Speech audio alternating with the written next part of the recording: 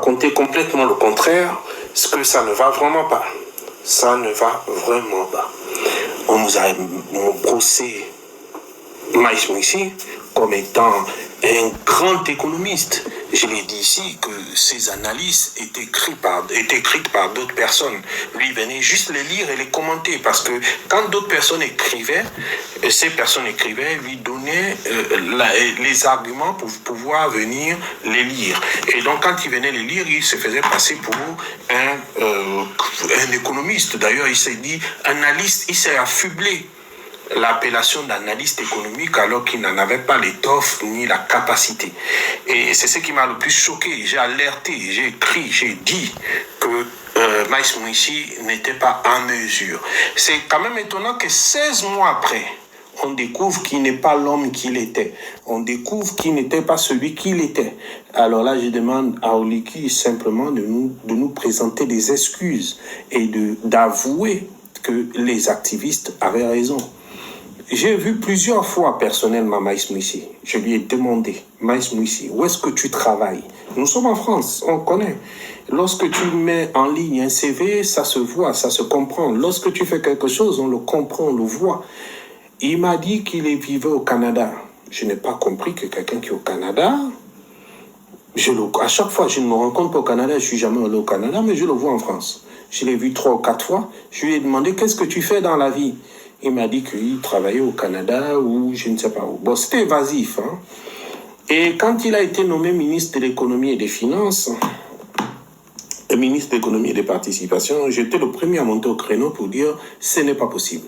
Ce monsieur, il a un parcours douteux, il a un parcours en quinconce et sa dernière fonction remontait à être comptable des achats chez Carrefour à Issy-les-Moulineaux.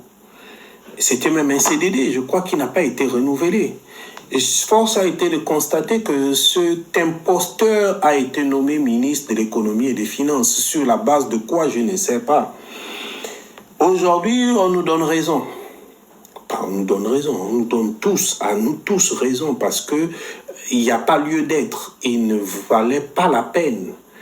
Comment vous pouvez prendre l'économie d'un pays, je l'ai dit ici à plusieurs reprises, remettre dans les mains d'un amateur, quelqu'un qui ne s'y connaît pas en économie, simplement parce qu'il venait vous produire, pas produire, il venait lire ce qui était écrit par d'autres personnes, en disant, voilà, l'économie du Gabon, il y a ci, il y a ça, il y a ça, il y a ça, il y a ça.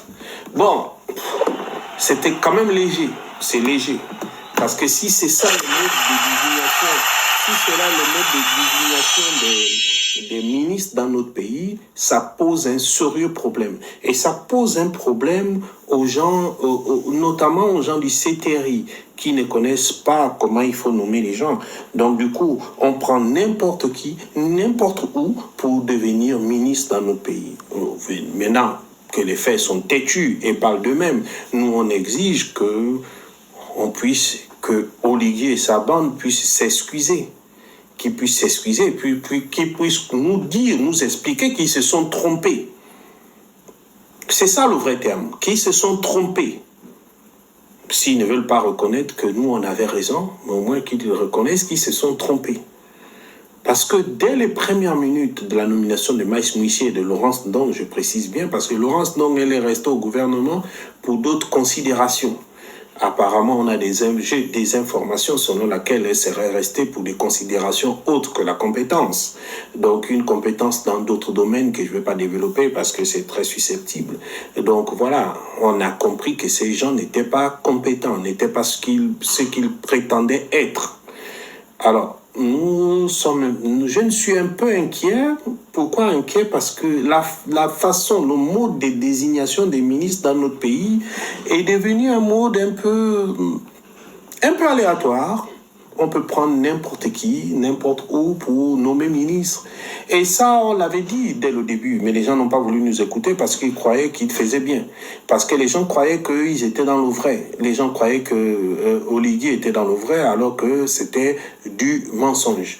Maintenant, nous, aujourd'hui, ce qu'on demande, c'est que le CTRI puisse prendre la parole. Bon, le CTRI, enfin, on ne sait même pas ce qui le CTRI. On ne sait pas si c'est Oligui, si c'est les gens qui l'entourent, si c'est les gens qui sont à côté, si ce sont les gens qui sont à droite, à gauche, on ne connaît pas. Le CTRI, on connaît juste que c'est Oligui, c'est Manfumbi, on ne connaît pas d'autres membres du CTRI. Qu'on nous dise qu'ils viennent s'excuser et nous dire que les activistes avaient raison. Voilà ce qui va se passer, qu'ils nous disent que les activistes avaient raison et que ce sont eux qui ont lancé l'alerte avant tout le monde pour dire que cette affaire n'allait pas être comme ça. C'est ce qu'on a dit. Le pays est dirigé par des amateurs. Et je n'ai même pas dit, sous Ali Bongo, le pays était dirigé par des amateurs, mais sous Oligui, le pays est dirigé par des clowns. Je l'ai dit ici et je le confirme parce que les derniers événements nous donnent raison. Nous allons évoluer parce que aujourd'hui, c'est Maïs Moussi. Demain, ce sera Laurence Non, parce que Laurence Non reste la seule. On ne connaît pas les considérations qui font qu'elle puisse continuer à demeurer ministre de l'information. On lui a relevé le porte-parole parce qu'on a vu qu'elle n'était pas à la hauteur. Sur d'autres considérations que je ne vais pas évoquer ici, elle a été maintenue au gouvernement. On va pas s'en expliquer. On s'en expliquera une prochaine fois. Je vais d'abord chercher la vidéo. Tout d'abord, je vais chercher la vidéo dans laquelle Oligui présentait Maïs Moussi comme étant son petit génie. Donc, j'ai pris toutes les vidéos et puis on va voir, on va écouter. Il présentait Maïs Moussi comme étant son petit génie. Et puis, voilà. Après, on va débattre derrière, on va discuter. On va voir tout ce qu'on peut dire. Et c'est où est-ce qu'il présente Maïs Moussi comme étant son petit génie. Attendez 2 secondes, je vais retrouver la vidéo dans laquelle il présente Maïs Moussi comme étant son petit génie. C'était, je crois, à l'étape d'Indende. À l'étape d'Indende, Oligui présentait Maïs Moussi comme étant son petit génie. On va écouter. C'est pas ça. C'est pas ça non plus. C'est laquelle? J'ai mis ça ici pourtant. C'est ça? La face. Non, c'est pas ça non plus. Je vais écouter, on va mettre ça. C'est où Oligui présente Maïs Moussi comme étant son petit génie? Oh là là, où est-ce que j'ai mis ça? Excusez-moi, je vais juste... L'origine de tous les problèmes. Donc, comme je vous ai dit, Maïs Moussi aujourd'hui représente le danger. C'est celui qui... attendez, je vais regarder sur YouTube et puis je vais voir parce que je vais regarder 2 secondes. Oh là là, c'est pas possible. Pourtant, j'avais regroupé tout ça. Voilà. Oligui Andende, on va retrouver.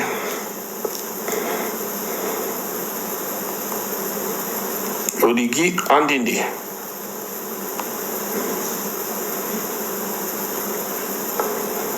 On va voir ce qu'il disait de Maïs Moussi hier.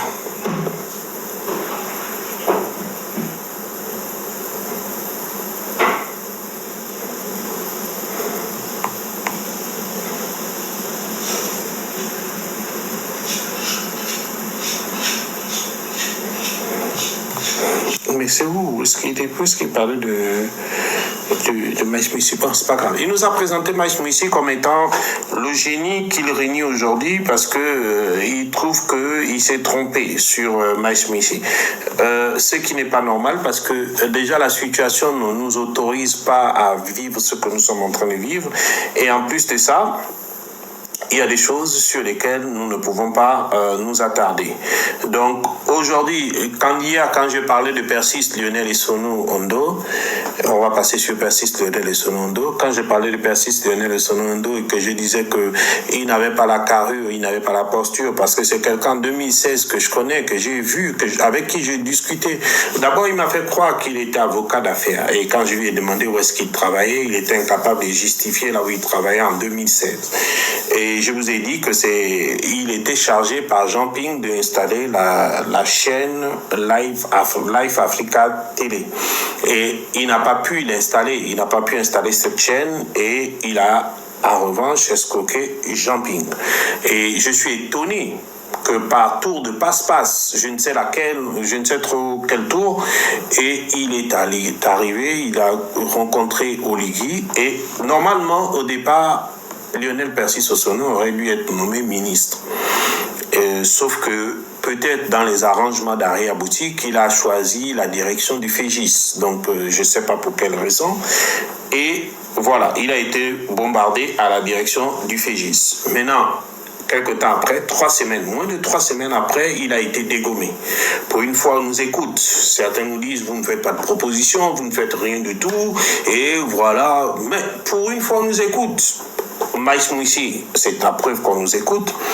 Lionel Persis Osono, c'est la preuve qu'on nous écoute. On amène, j'ai même vu des activistes du palais faire un live pour dire voilà, c'est une honte, c'est ceci, c'est cela. J'ai vu certaines personnes ici, je ne vais pas citer leur nom, je ne vais pas leur donner d'importance, faire des lives pour dire que nous on s'est trompé, ils connaissaient Persis, ils connaissaient leur parcours, etc., etc. Mais quelqu'un qui est incapable de justifier son parcours scolaire, il est vraiment incapable de justifier son parcours scolaire, qui amène un faux CV et qui est nommé directeur, on ne comprend pas pourquoi il est dégommé au bout de 3 semaines. Juste 3 semaines, c'est le temps qu'il a fallu pour dégommer Persis, Lionel et Sono. 3 semaines. Pas plus, pas moins. 3 semaines. Il n'a même pas passé un mois à la tête du FEGIS. Et nous comprenons que ce sont des nominations hasardeuses. Celui qui nous avait promis qu'il allait faire les enquêtes de moralité, à l'avant chaque nomination, avant ceci, avant cela. Aujourd'hui, il nous amène des nominations qu'on ne connaît même pas. Lui-même, il ne s'y retrouve pas. La preuve, il est obligé de changer à chaque fois. Il est obligé de changer à chaque fois parce qu'il ne se retrouve pas non plus. Il ne sait pas ce qu'il est en train de faire.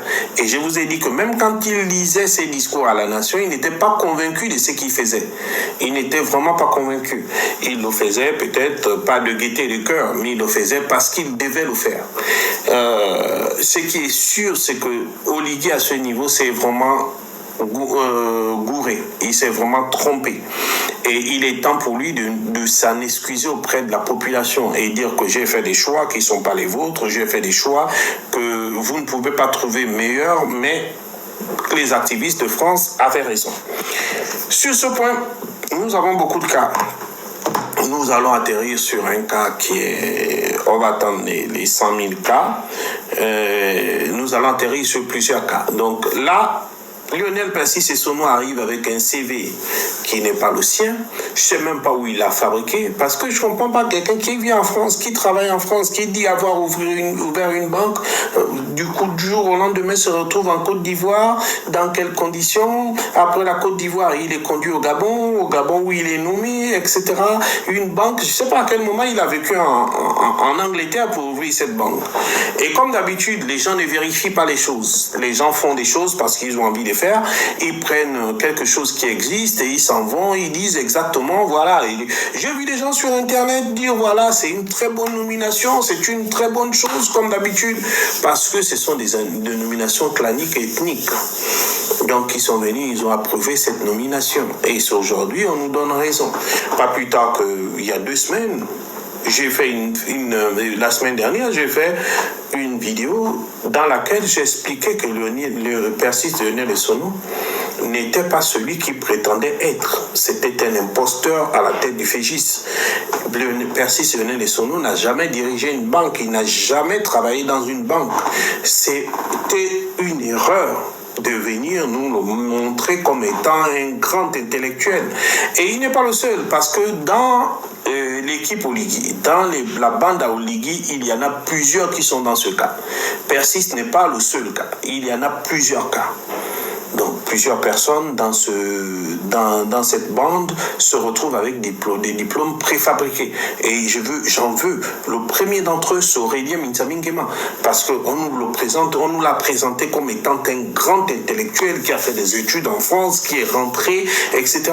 Mais je me pose toujours une question, pourquoi des gens qui ont fait des études en France ne sont pas restés pour travailler, ne serait-ce que pour avoir une première expérience professionnelle avant de rentrer dans leur pays? C'est ça ma question. C'est pour ça que je ne comprends pas. Je ne comprends pas. Des gens qui sont pasteurs en France sont ministres de la communication au Gabon. Des gens qui ne font rien en France sont nommés directeurs, sont nommés, etc. Non, ça ne doit pas exister. Il y a des Gabonais qui ont fait des études et qui attendent grand-chose, qui attendent des postes, qui attendent notamment des nominations. Pourquoi ces Gabonais ne sont pas nommés au profit des gens qui viennent d'ailleurs et qui ont parfois des profils douteux, comme ce Persis qui venait des Sono, comme Maïs Moussi. Je l'ai dit ici à plusieurs reprises, j'ai dit que Maïs Moussi n'avait pas de diplôme. Son seul diplôme, c'était sa seule aventure, l'une de ses seules aventures professionnelles, c'était d'être comptable des achats chez Carrefour, ici les Moulineaux. Comptable des achats chez ici les Moulineaux, on l'amène, ministre de l'économie et des finances d'un pays. C'était voie à l'échec. Et je me souviens même que Laure Andende, Oligui nous l'a présenté comme étant son petit génie. Aujourd'hui, celui-là qui nous a présenté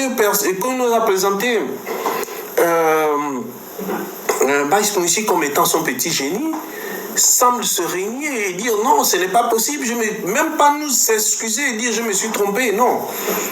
Il vient, il nous dit non, voilà, il ne nous dit rien, on le dégomme et puis on le garde au gouvernement, du point de vue, on le garde au gouvernement au ministère du Climat. Non, mais venez nous dire que vous vous êtes excusé, on vous comprendra. On ne va pas vous tuer. Non, je n'irai pas jusqu'à dire que Persis a acheté des diplômes au marché de Barbès. Non, je ne dirais pas cela. Je sais que Persis, il est venu en France après un cursus scolaire à l'UOB. Et il a atterri à Nancy. Il a atterri dans la ville de Nancy. Maintenant, est-ce qu'il a obtenu des diplômes à Nancy? J'en sais rien. Est-ce qu'il a été diplômé à Nancy? Là non plus, je n'en sais rien. Est-ce qu'il a eu une première expérience professionnelle? Parce qu'avoir des diplômes, c'est un fait. Avoir des expériences professionnelles, c'en est une autre. Il y a des gens aujourd'hui en France, ils ne sont pas diplômés, mais ils ont une forte expérience professionnelle. Donc, il y a une adéquation entre la demande de l'emploi et l'expérience professionnelle. Parce que moi, ce qui m'étonne, c'est que des gens qui quittent la France et qui se prennent, parce que moi, par exemple, je vous dis une chose, j'ai fait mes études en France. J'ai même mon CV en ligne, je suis appelé par tout le monde. J'ai des expériences en France, je travaille en France et j'ai des expériences en France. Je n'ai pas besoin de duper qui que ce soit. Même Oligui qui est là, il sait que j'ai travaillé en France. Il sait que j'ai travaillé en France. Donc je n'ai pas besoin de duper les gens. Mais je me demande comment certaines personnes, on nous a même présenté Stéphane Zeng comme étant un ingénieur informaticien qui était à la mairie de Grenoble. Je me suis renseigné à la mairie de Grenoble, où il n'a jamais travaillé d'ailleurs comme ingénieur informaticien. Je me suis renseigné un peu partout où il a travaillé, où on prétend dire qu'il a travaillé, je ne vois pas où il est ingénieur informaticien. Mais quand il arrive au Gabon, on nous dit l'ingénieur informaticien. Mais une chose est sûre, il faut comprendre la France, comment ça fonctionne. Ce pays a un nombre incroyable de formations. C'est-à-dire, quand vous êtes dans le monde de l'emploi, si vous souhaitez stopper votre carrière pour vous former, vous allez vous former parce que ces formations sont payées par des organismes bien précis. En fait, ce qu'on met en avant, c'est la compétence de l'individu. Donc, par conséquent, on vous permet d'aller vous former, quel que soit votre niveau scolaire. Alors, certains prennent ces formations et viennent mentir au Gabon que ce sont des diplômes. Ce ne sont pas des diplômes, ce sont des diplômes, ce sont des formations. Ce ne sont pas des diplômes. Donc certains les prennent comme des diplômes et ils peuvent venir mentir qu'ils ont fait ci, ils ont fait ça, ils ont fait ci. J'ai vu Yannick Ndomba qui est venu pleurer. Oui, voilà, c'est vraiment une honte pour le Gabon que les gens viennent mentir sur leur diplôme et tout. Mais Oligui nous a promis, lui-même Oligui, et il nous a promis qu'il y aura des enquêtes de moralité avant chaque nomination. Mais pourquoi nous n'avons pas ces enquêtes de moralité? S'il aurait fait ces enquêtes de moralité, Maïs Moussi n'aurait jamais été ministre de l'économie. Laurence Dong n'aurait jamais été ministre de la communication. Elle n'a jamais fait de la communication. La communication est un métier. Ce n'est pas des choses qu'on vient obtenir. Voilà, être pasteur dans une église ne fait pas de toi un ministre de la communication. Percy Sosono ne serait jamais venu mentir sur son cursus. Voilà Marc Stéphane Doumbia qui vient nous dire qu'il est diplômé d'Harvard.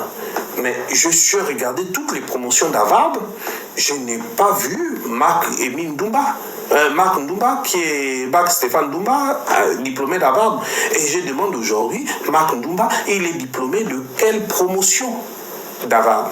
C'est ce que je cherche à comprendre aujourd'hui. Tout est sur Internet, on peut vérifier, on n'a pas besoin d'aller aux États-Unis à Harvard pour vérifier. Vous nous avez vendu Maïs Mouchi, on a vu que c'est un pétard mouillé. Vous nous avez vendu Stéphane Zeng, on a vu que c'est un pétard mouillé. Vous nous avez vendu Laurence Don, c'est un pétard mouillé. Là, on est en train de nous vendre Marc Doumbia, qui est soi-disant diplômé d'une promotion, diplômé d'Harvard. Je suis allé sur le site d'Harvard, j'ai regardé, je cherche, peut-être Oligui connaît la promotion de Marc Stéphane Doumbia, mais je n'ai aucune promotion qui montre Marc Stéphane Doumbia comme étant un étudiant d'Harvard. Il faut que ça s'arrête. À un moment donné, il faut qu'on arrête de nous vendre ces gens comme étant des élites. Il y a des vrais jeunes, il y a des vrais diplômés dans notre pays qui sont diplômés des grandes écoles, mais qui n'ont pas de nom, qui sont là. Ils sont là, ils n'ont pas de nom, ils sont diplômés des grandes écoles et des grandes universités. Et j'ai toujours dit dans mes lives que si ces gens-là cherchent les diplômés, les vrais, qui ont fait des grandes écoles, c'est-à-dire des gens qui sont issus de la conférence des grandes écoles en France, je peux leur donner des noms. S'ils cherchent des gens qui sont diplômés des grandes écoles en Angleterre, aux États-Unis, je peux leur donner des noms. Pourquoi est-ce qu'à chaque fois, il faut aller chercher des gens qui s'inventent des vies?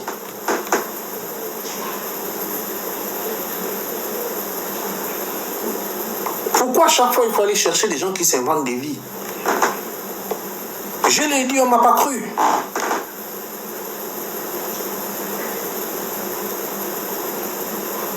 J'ai bien dit, j'ai dit que Marc Doumbia, le nouveau ministre de l'économie, il est là parce que son père, à la base, Oligui veut ramener tous les eaux marines au gouvernement. Oligui s'est dit, je vais nommer Emine Doumbia à l'économie et aux finances. Sauf que Emine Doumbia, il est malade. Il a sa maison ici en banlieue parisienne, je l'ai dit la semaine dernière, où il vient constamment se soigner. Il a dit que moi, je ne peux pas occuper le poste de ministre des Finances. Mais par contre, on peut mettre mon fils. Et moi, je vais piloter derrière, à travers lui. Mais maintenant, venu nous présenter Marc Doumbia comme étant un diplômé d'Harvard, je vous pose juste une seule question. Peut-être vous en savez la réponse. Il est diplômé de quelle promotion d'Harvard? Il faut nous donner le nom de la promotion parce que j'ai regardé toutes les promotions d'Harvard.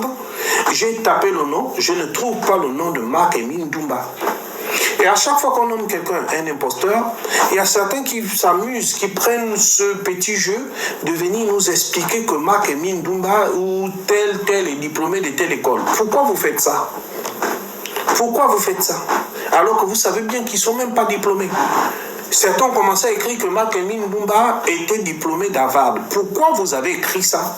Alors qu'on n'a pas besoin d'aller aux États-Unis, il faut taper sur Internet, sur Google. Marc Doumbia n'est diplômé d'aucune promotion d'Harvard. Il ne doit pas son poste à ses diplômes, qu'il n'en a pas d'ailleurs. Il doit son poste au fait que son papa a été nommé ministre des Finances. Son papa a décliné l'offre, a demandé que l'on mette son fils. Alors, vous voulez atteindre quelle excellence quand on pratique la médiocrité? Et si ça se trouve, c'est peut-être Marc Doumbia est peut-être diplômé d'un certificat que l'on fait gratuitement à Harvard sur Internet.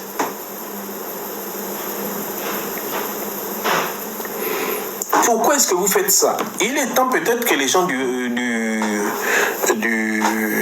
comment ça s'appelle, du CTRI nous expliquent pourquoi est-ce qu'on laisse des vrais diplômés qui n'ont pas de grand nom de famille pour nous nommer des amateurs, des imposteurs. à la place de DG, à la place de ministre, etc. Il y a des jeunes qui sont vraiment diplômés d'Harvard, j'en connais, mais ils n'ont pas de nom. Donc ils ne peuvent pas être nommés. Ils peuvent être nommés. Et il y a des gens qui sont issus de la conférence des grandes écoles. Parce qu'en France, les grandes écoles sont répertoriées dans une liste qu'on appelle la conférence des grandes écoles. Ils sont diplômés de ces écoles. J'en connais plusieurs. Mais sauf qu'ils n'ont pas de nom. Ils n'ont pas de parents devant, donc on ne peut pas le mettre. On nous amène des petits malades qui, en principe, n'en sont même pas. On nous amène des gens qui sont compétents. Le problème, c'est que le pays est en train de prendre de l'eau de toutes parts. Récemment, on nous a nommé une ministre de la pêche et de la mer et de la pêche, une jeune fille de Mayumba, Zora, qui n'a même pas terminé ses études à l'USO. Alors que c'est là, c'est pas moi, c'est à Libreville, c'est là, vous pouvez vérifier. Zora Kassa n'a pas fini ses études à l'USO. Tout le monde peut aller vérifier, c'est là. Ce n'est pas moi. Si depuis ici je suis au courant, c'est que vous pouvez aller vérifier. Zora Kassa n'a pas fini ses études à l'USO. Vous pouvez aller regarder.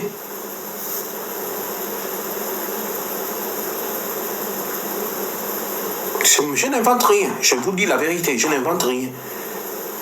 Donc, elle n'a pas fini ses études à l'USO. On nous l'amène comme ministre de la pêche et de la mer. Est-ce qu'on a besoin de ça? Est-ce qu'on a besoin de ce genre de bras cassés? Simplement parce que c'est la bonne petite de quelqu'un qui, c'est la bonne petite de Manfumbi qui est là. Et même là encore, on va aller sur un autre sujet parce que je l'ai mentionné dans mon ordinateur, donc je vais l'ouvrir. Vous savez, comme je vous ai dit la dernière fois, Zora Kassa est la sœur jumelle de Nora Kassa. Nora Kassa n'est autre que, je vais vous dire, voilà, Zora Kassa est la sœur jumelle de Nora Kassa.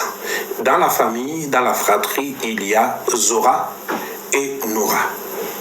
Alors, Zora, je vous ai dit, ce sont des sœurs jumelles, elles se ressemblent comme deux gouttes d'eau, ce sont des jumelles totalement identiques.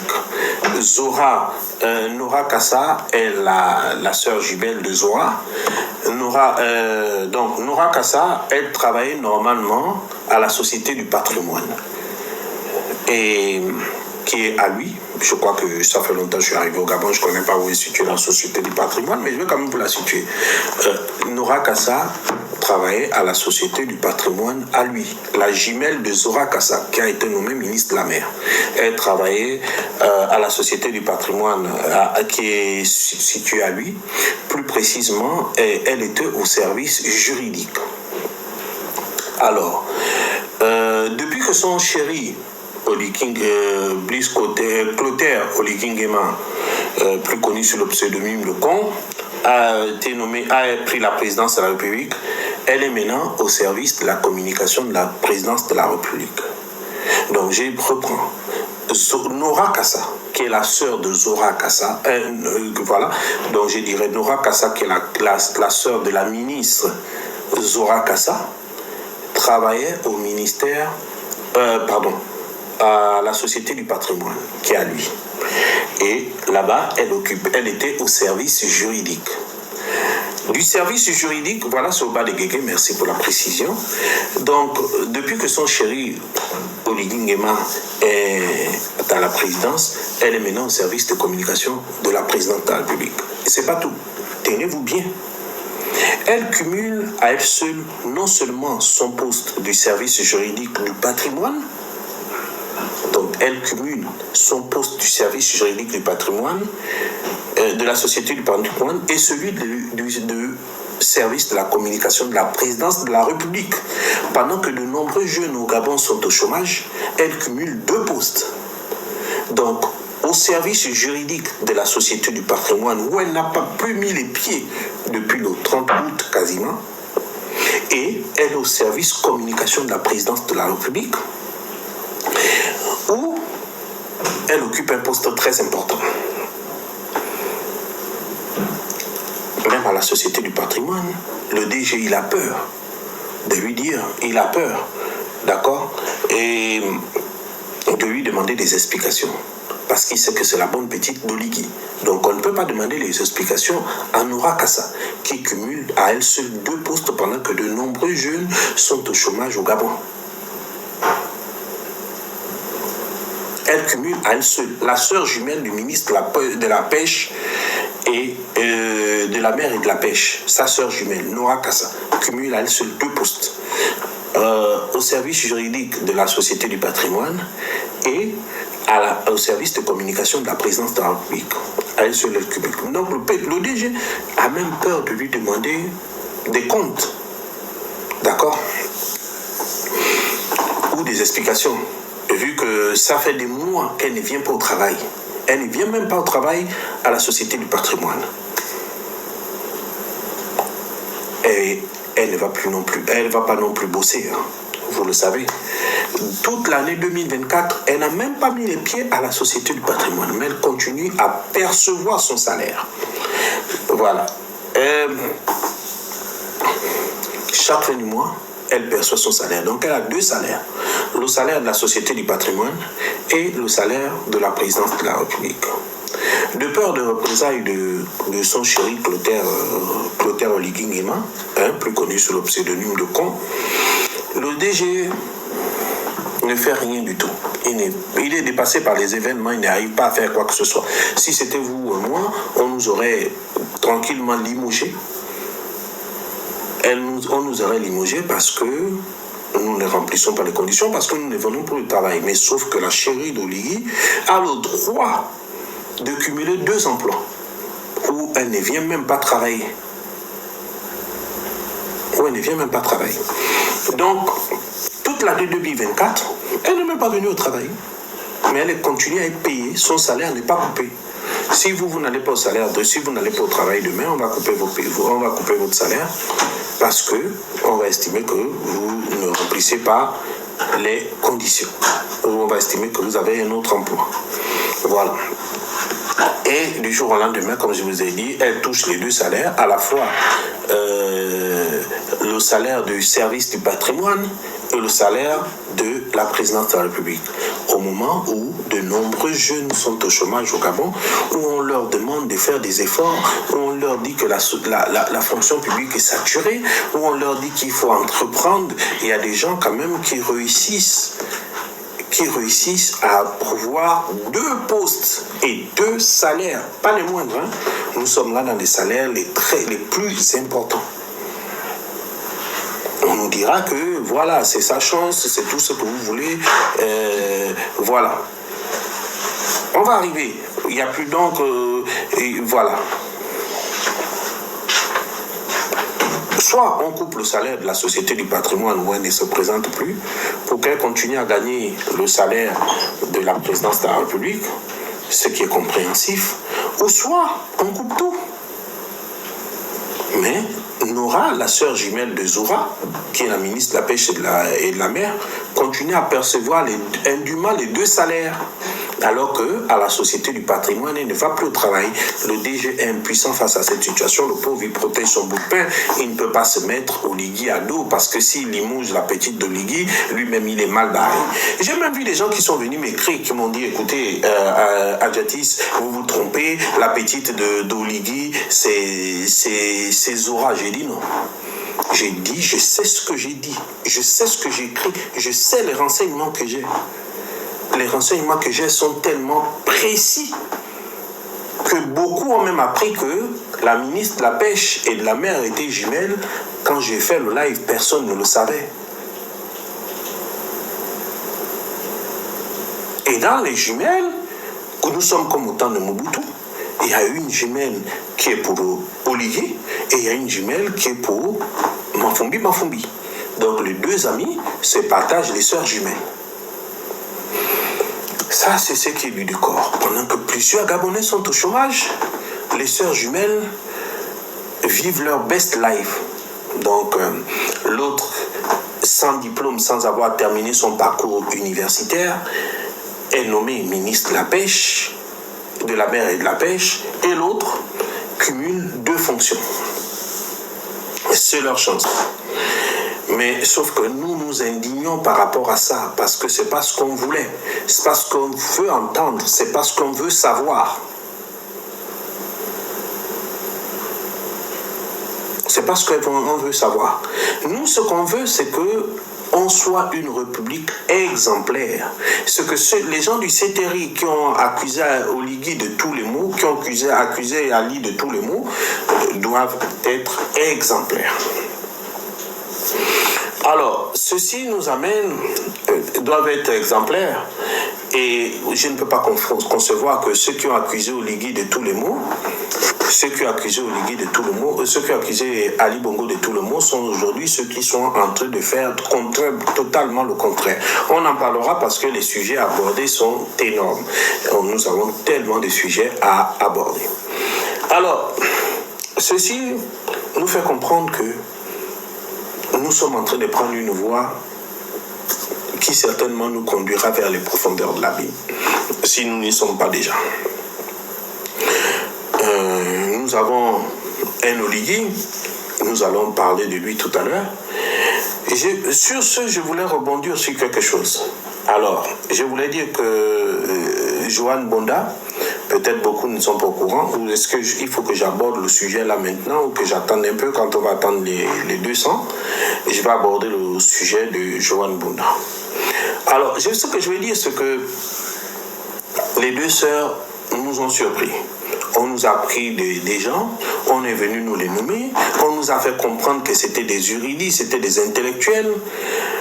On découvre aujourd'hui que ces gens ne sont autres que des imposteurs.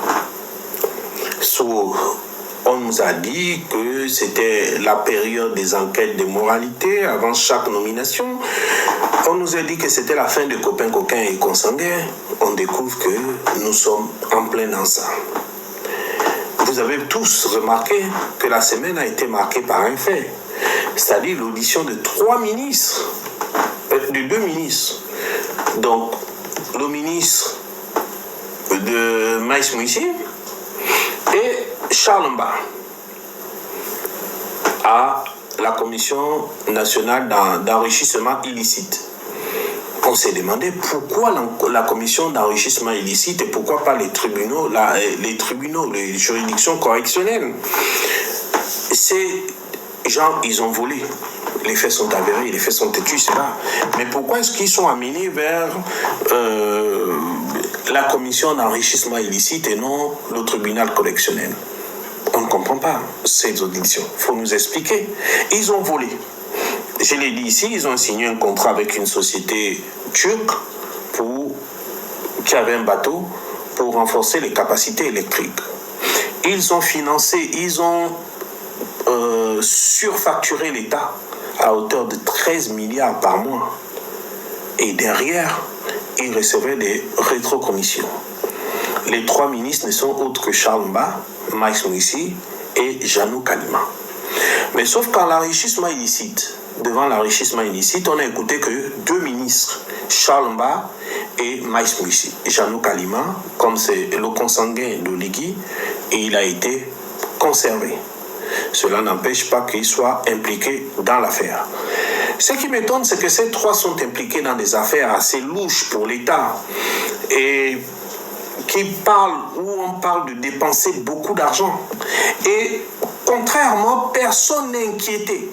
Ils sont toujours au gouvernement. Que ça soit Charles Mba, que ça soit Maïs Moïsi, que ça soit Janou Kalima, ils sont au gouvernement. C'est incompréhensible. C'est quelque chose d'inédit dans notre pays. C'est-à-dire des ministres dont la preuve de vol est inédite, c'est avéré, mais qui continuent à être conservés au gouvernement. Alors, nous savons tous que Maïs Moïsi, on ne fera rien à Maïs Moïsi. D'abord, c'est le filleul de Charles Mba. Et de 2, c'est le neveu de, comment on l'appelle, l'opposant historique Mamboundou. Quant à Janou Kalima, c'est le consanguin d'Oligui, on ne fera rien. Charles Mba, il est grand maître de la loge, on ne fera rien. Alors, à un moment donné, c'est ce même Oligui qui nous a promis, il n'y a pas longtemps, que c'était la fin de l'impunité. Et c'est pour ça que je vous ai dit lors de mon dernier live que je ne sais pas si ce monsieur il comprend même ce qu'il dit. Parce que c'est étonnant. Il nous a expliqué, pas plus tard que le 31 janvier, le 31 décembre, il nous a expliqué que c'était la fin de l'impunité. D'ailleurs, je vais vous faire écouter cela. C'est ce que je cherche. Et là, on se retrouve avec des gens qui ont volé. On se demande le discours d'Oligui se situe à quel niveau. Il nous a dit que c'était la fin de l'impunité.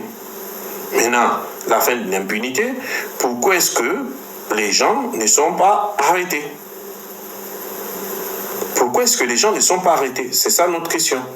Il nous a expliqué que c'était la fin de l'impunité. D'accord, c'est la fin de l'impunité. On va l'écouter. On va l'écouter. Il nous a dit que c'était la fin de l'impunité. D'accord, c'est la fin de l'impunité. Mais expliquez-nous pourquoi les gens ne sont pas en prison. On va écouter Oligui qui nous explique que c'est la fin de l'impunité. L'heure de l'impunité est terminée. Il y a encore trop de lenteur administrative. Écoutez, peut-être c'est moi qui ai mal entendu. L'heure de l'impunité est terminée. Il y a encore trop de lenteur administrative. Donc, l'heure de l'impunité est terminée. Mais qu'attend Oligui pour nous traduire Jeannot Kalima, Maïs Moussi et Charles Mbal devant les tribunaux? Pourquoi la commission d'enrichissement illicite? Pourquoi pas les tribunaux? Il faut taper fort. Même Ali Bongo, plus fort, il a créé Mamba. Il a créé d'autres opérations, on a vu. Mais qu'attend Oligui pour créer aussi d'autres opérations? Il nous a dit que l'impunité était terminée. C'était pas plus tard que le 31. Oligui nous a expliqué que l'impunité est terminée. Maintenant, nous, on se demande pourquoi est-ce qu'il ne traduit pas Charles Mba, Maïs Moussi et son consanguin Jeannot Kalima devant les tribunaux. C'est si simple que ça. Il nous explique, je vous ai dit que ce monsieur, en lisant ses discours, je ne sais même pas s'il comprend ce qu'il est en train de dire. Je ne sais même pas s'il comprend ce qu'il fait. Je ne sais pas. Alors, il nous a expliqué que l'ère de l'impunité est terminée. Donc, on va l'écouter en administratif. Trop d'inertie. Trop de petites querelles entre chefs qui ralentissent l'action gouvernementale. Il me revient que certains agents de la fonction publique cherchent à ramener et intensifier les pratiques du passé liées au détournement de fonds et à l'exigence de rétrocommission, malgré le coup de la libération du 30 août 2023.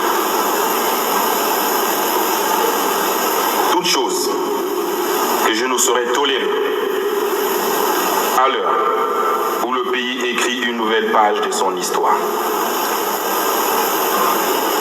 Monsieur le Premier ministre, en tant que premier responsable de l'administration, je vous instruis de mettre à contribution la justice pour mettre un terme à ces pratiques d'un autre âge.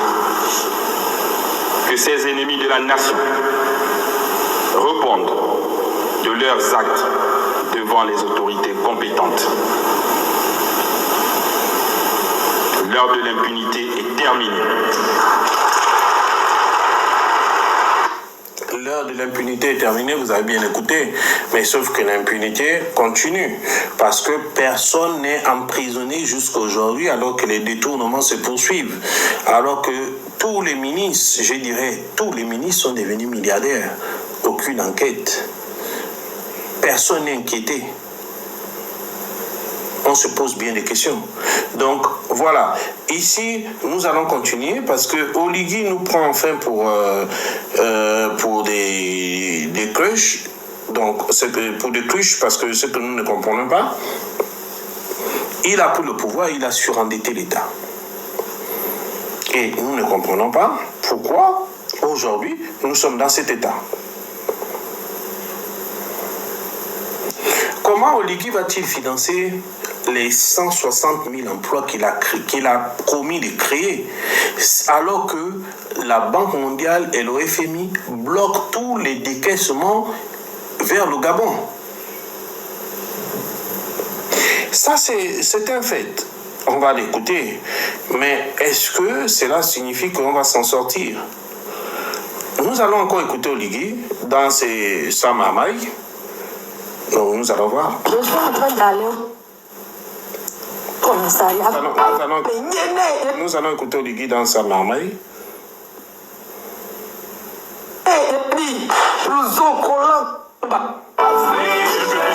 Les transferts au fil. Nous allons écouter Oligui dans sa marmaille là. Donc voilà. Excusez-moi, il y avait un petit mélange. Alors, nous allons continuer. Donc,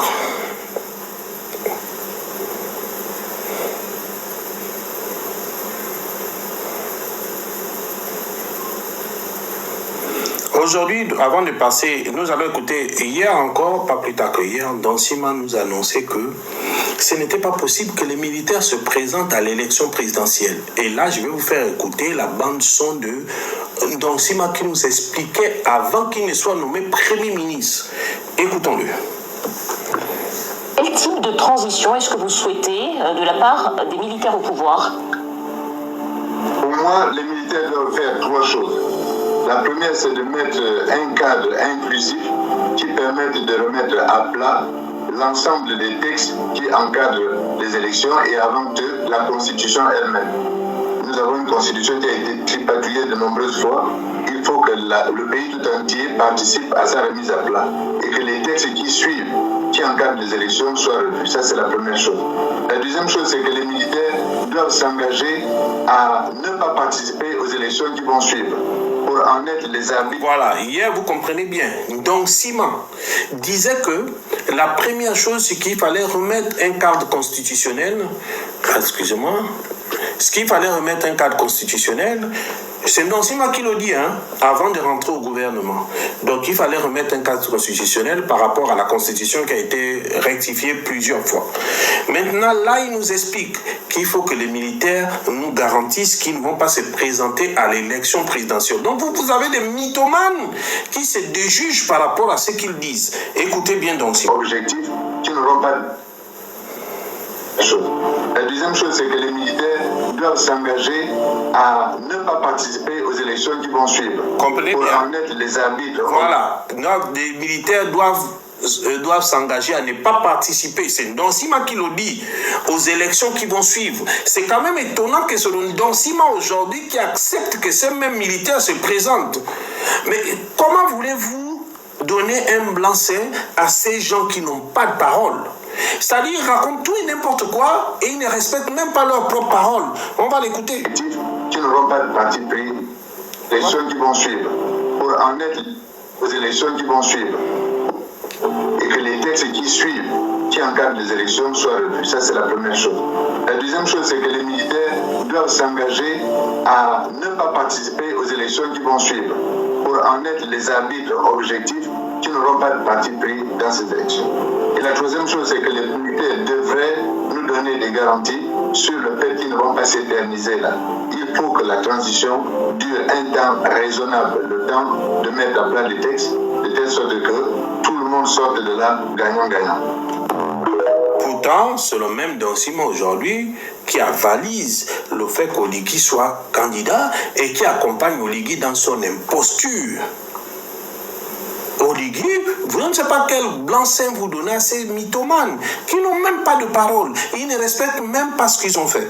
Mais cela n'est pas le problème. Le problème, c'est qu'on va avancer parce qu'il y a beaucoup à dire à la fin.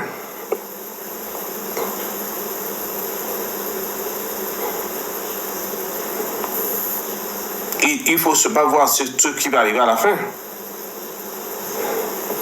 Parce que c'est très grave. Donc, Sima nous expliquait qu'il fallait toiletter la Constitution, chose qui a été faite. Même toiletter la Constitution encore. Et la Constitution, elle est impersonnelle. Mais quand on va mettre dans une Constitution, comment ça s'appelle quand on va mettre dans une Constitution l'amnistie de ceux qui ont fait le coup d'État, la Constitution n'est plus impersonnelle. Alors, deuxièmement, Donsima nous expliquait qu'il faut que les militaires donnent les garanties qu'ils ne vont pas participer à l'élection présidentielle. À partir de là, Donsima, sa parole, c'est sa parole contre celle des autres. Et là, il devait comprendre que sa parole est mise en mal. Si c'était un homme de conviction, si c'était un homme de parole, il y a longtemps, il aurait démissionné. Et pas que. Parce qu'il y a encore beaucoup de choses sur lesquelles nous allons parler. Il y a beaucoup de choses sur lesquelles nous allons parler. Parce qu'il n'y a pas que ça.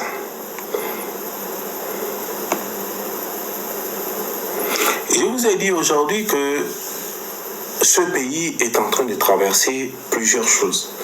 Et Oligui nous a annoncé, nous avons vu, et on va aborder sur le point de l'élection présidentielle à venir, nous avons vu un conseil des ministres qui s'est tenu, je crois, mardi ou mercredi, j'en sais plus, j'ai pas la date exacte. Oligui nous annonce que l'élection présidentielle se tiendra le 15 avril.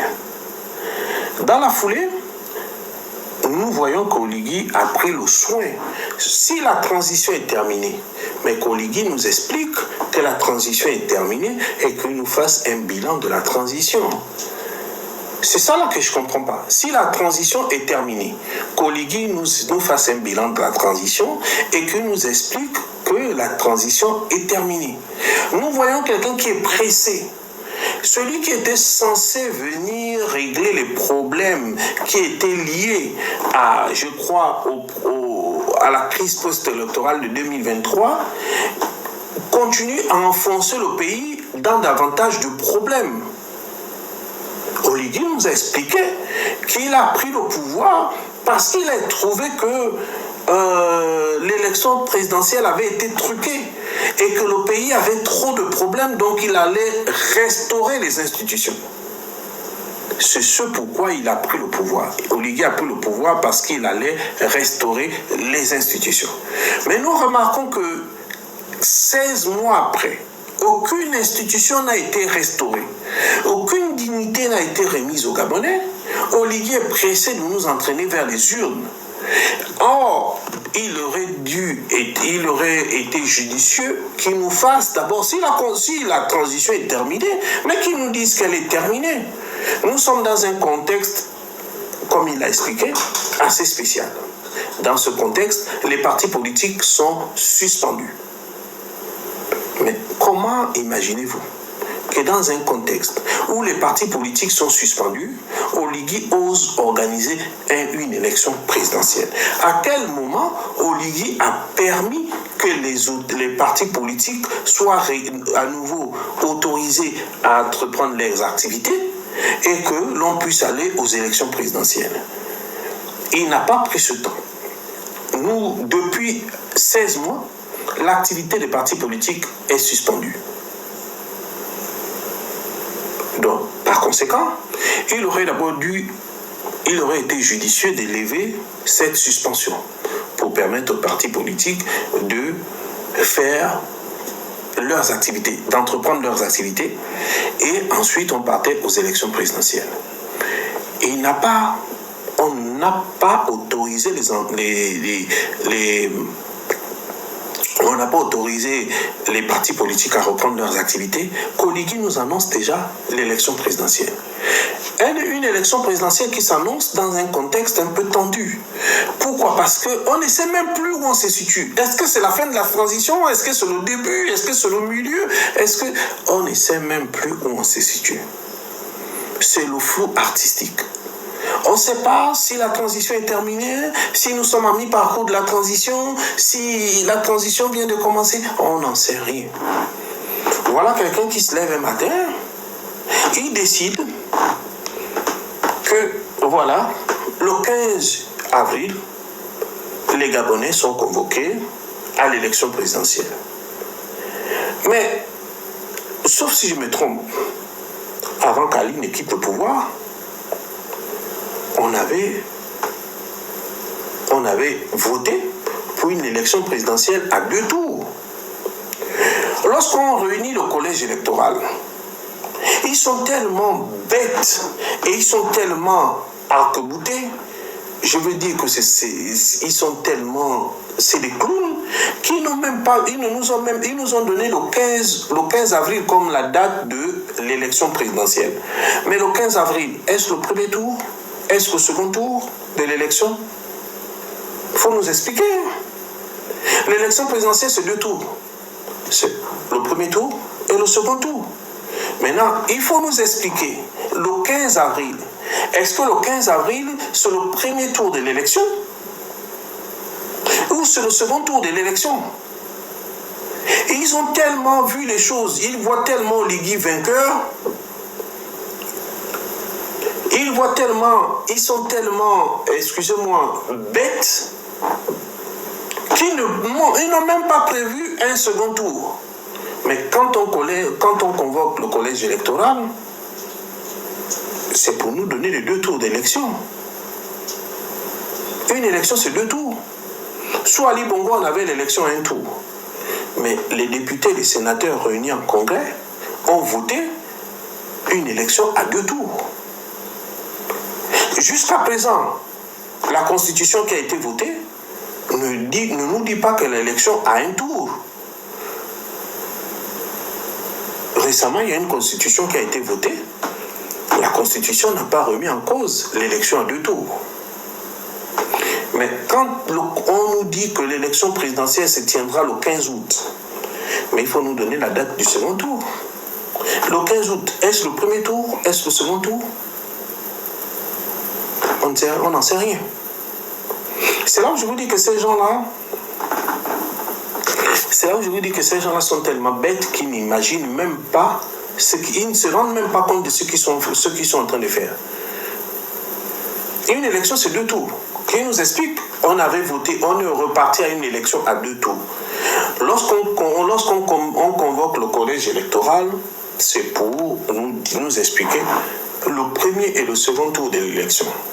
Mais ils nous ont dit dans leur communiqué que l'élection présidentielle aura lieu le 15 avril. Maintenant, je leur pose la question.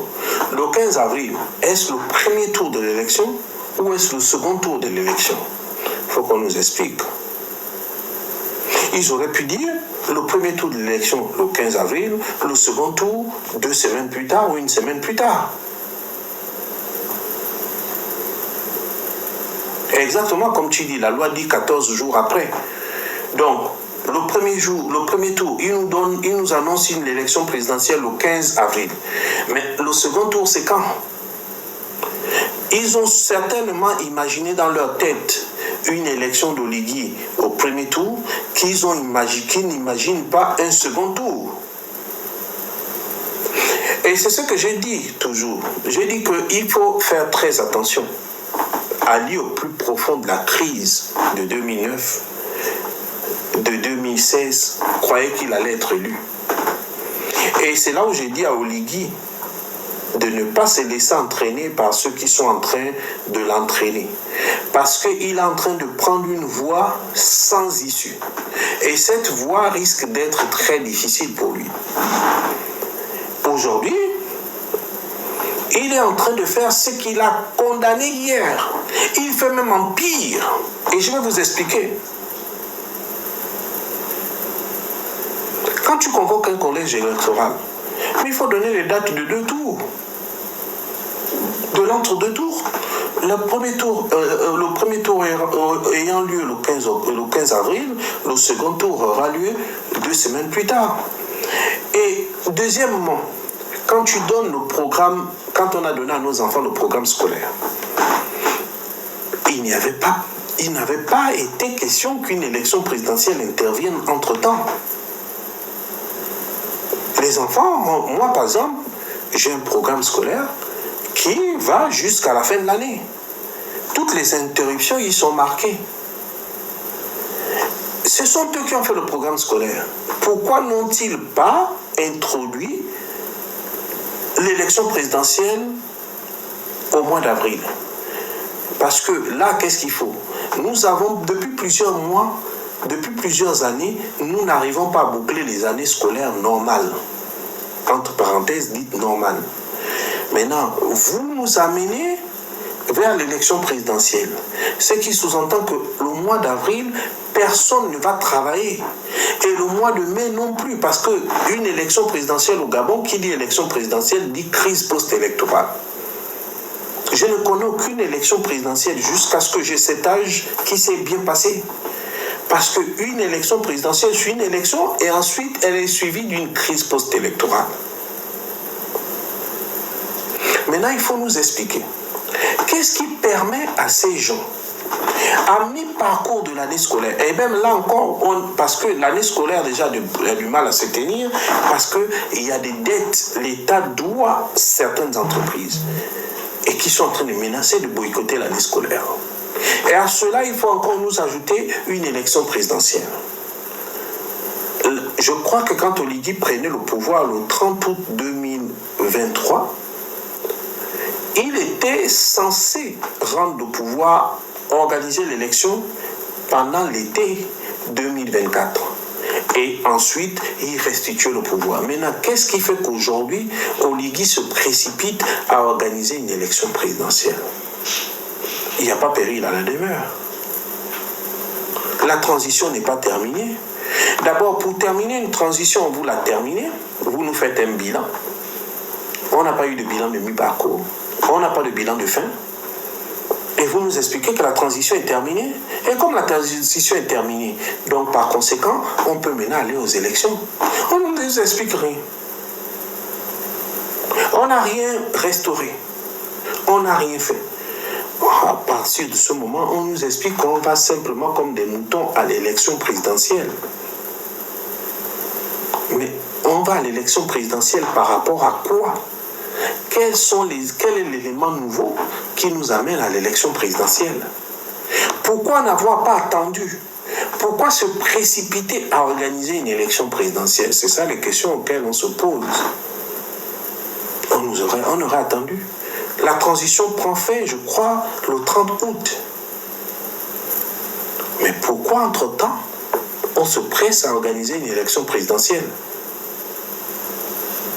Il faut qu'on nous explique, je ne comprends rien, je suis perdu. La transition est finie quand? Pour maintenant qu'on aille à l'élection présidentielle. Ou c'est moi qui ne comprends rien? Ou peut-être vous comprenez mieux que moi, je ne sais pas. La transition est finie quand?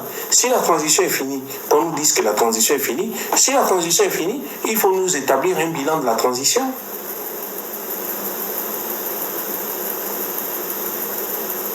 Mais non, on n'a même pas fait le bilan de la transition, on n'a rien fait. On nous dit qu'il faut aller à l'élection présidentielle. Et je suis totalement perdu. Je suis comme vous, je suis perdu. On va où comme ça?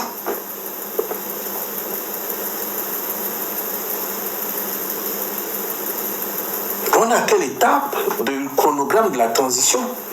On n'a rien. On ne sait pas si elle a commencé la transition. On ne sait même pas si elle a mis parcours. On ne sait pas si elle a terminé. On n'en sait rien. On nous amène comme ça, comme du bétail, les bœufs qu'ils ont achetés au Brésil à 7 milliards soi-disant. Et on nous amène comme ça en dénier, sans nous expliquer où on est. Le chronogramme de la transition, c'est lequel? La transition a commencé quand? Elle se termine quand? Elle a été à mi-parcours à quel moment? Quel est le bilan? On a déjà restauré quelle institution? Vous le dites. Mais on veut vraiment du pilotage à vue.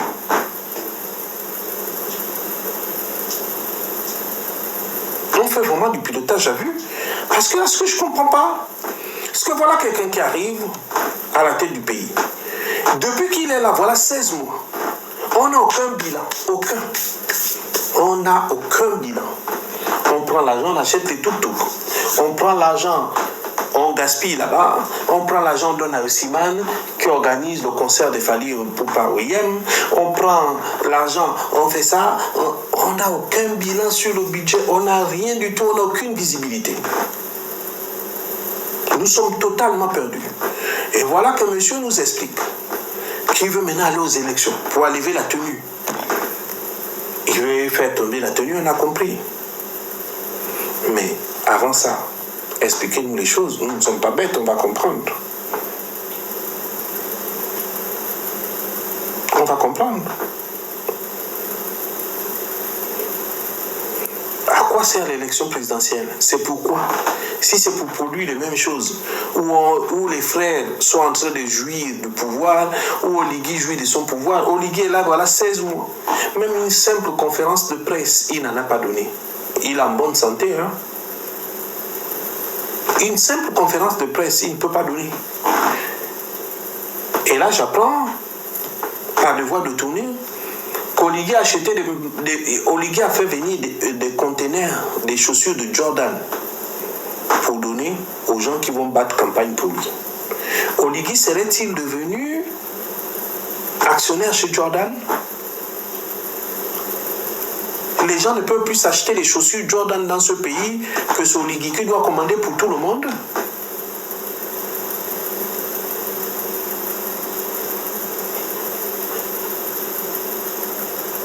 C'est la question que je suis en train de vous poser. Parce que l'information que j'ai reçue, c'est qu'Oligui a commandé un conteneur de chaussures Jordan. Donc les chaussures Jordan, dans bientôt, vont arriver et il va les remettre aux gens qui vont battre sa campagne. C'est un problème. Est-ce que ces chaussures Jordan sont là parce que les gens ne peuvent plus s'acheter des chaussures au pays? Est-ce que parce qu'Oligui aime la marque Jordan, il doit acheter des Jordan pour tout le monde? Est-ce qu'Oligui est-il devenu actionnaire chez Jordan? On se pose bien des questions. On se pose des questions.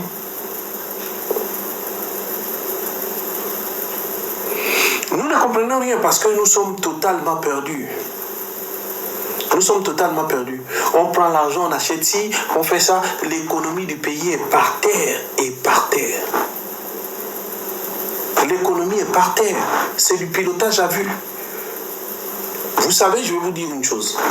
La semaine dernière, lorsque les gens organisaient la marche pour appeler Oligui, lorsqu'Oligui a donné à ces jeunes de l'argent pour organiser les marches pour appeler à sa candidature, c'est parce que c'est lui qui est derrière. Il ne faut pas se mentir, les gens ne peuvent pas se lever de 9 provinces de façon spontanée à appeler Oligui à la candidature.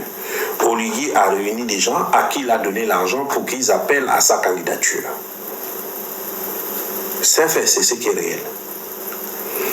Maintenant, ces gens ont pris l'argent. Il était question que lorsqu'il était question que lors de la marche de samedi dernier, ces gens, et Oligui était en pole position, donc il était au palais, il attendait. Et quand il a vu le nombre de marcheurs, il a vu qu'il n'y avait que 2 tondus, 3 pellets, il n'est plus venu. Parce que normalement, il y avait un simulacre qui devait se passer. Le simulacre était quoi? Était que ces jeunes devaient soi-disant sortir de l'argent pour dire qu'ils se sont cotisés pour donner leur cotisation à la candidature d'Oligui. C'était ça le scénario. Mais Oligui a été averti que dans cette marche, il y avait 2 tondus, 3 pellets, raison pour laquelle il n'est pas sorti. Raison pour laquelle vous avez vu Oligui n'est pas sorti, parce que le but était que Oligui sorte pour récupérer l'enveloppe que les jeunes avaient soi-disant cotisé. Alors, voyant que c'était un pétard mouillé, il a encore redonné l'argent à l'association Siman pour organiser les manifestations que vous avez vues aujourd'hui pour appeler à sa candidature, où il s'est présenté au Palais des Sports. Vous savez, ce n'est un secret pour personne, et ça je l'ai dit. Oligui a pris goût au pouvoir et il va se présenter. Tout ça n'est pas fortuite. C'est quelque chose de calculé. Oligui a fait ça par rapport à un calcul. Il sait qu'il va se présenter à l'élection présidentielle. C'est utopique de penser qu'il ne va pas se présenter. J'ai vu il y a longtemps, il y a un média qui a écrit qu'Oligui ne se présenterait pas. Je vous ai dit ici que c'était un mensonge. Parce qu'Oligui a pris goût au pouvoir et il va se présenter à l'élection présidentielle. Je vous ai dit la semaine dernière, il était question qu'il sorte. Mais quand il a vu le nombre de marcheurs, même Ali Bongo, au plus profond de son AVC, n'avait pas eu ce nombre minable de marcheurs. C'est pour ça qu'il n'est pas sorti. Et donc, il a dû redonner l'argent aux gens de Siman pour organiser une nouvelle manifestation aujourd'hui où il est sorti, l'appelant à être candidat.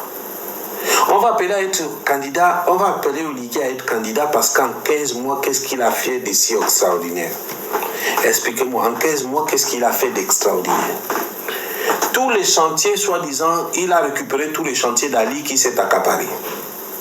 Très bien. Mais ses propres chantiers sont lesquels? Qui nous explique? Mais qui nous explique ces chantiers? Ce sont lesquels?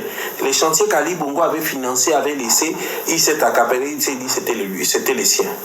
Mais maintenant, ses propres chantiers à lui sont lesquels? Qui nous expliquent, qui nous disent que j'ai fait tel chantier. Et tous les chantiers, vous allez voir, sont à l'arrêt. Il a pris l'argent. Qui nous dit ce qu'il a fait de l'argent?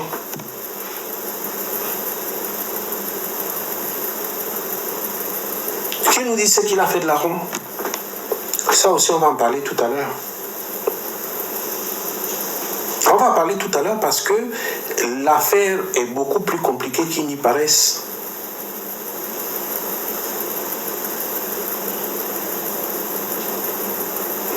Alors, Oligui nous explique que voilà, il y a des choses qu'il ne peut pas, qu'il va faire, etc., etc. Mais sauf qu'il n'y a pas d'argent dans le pays.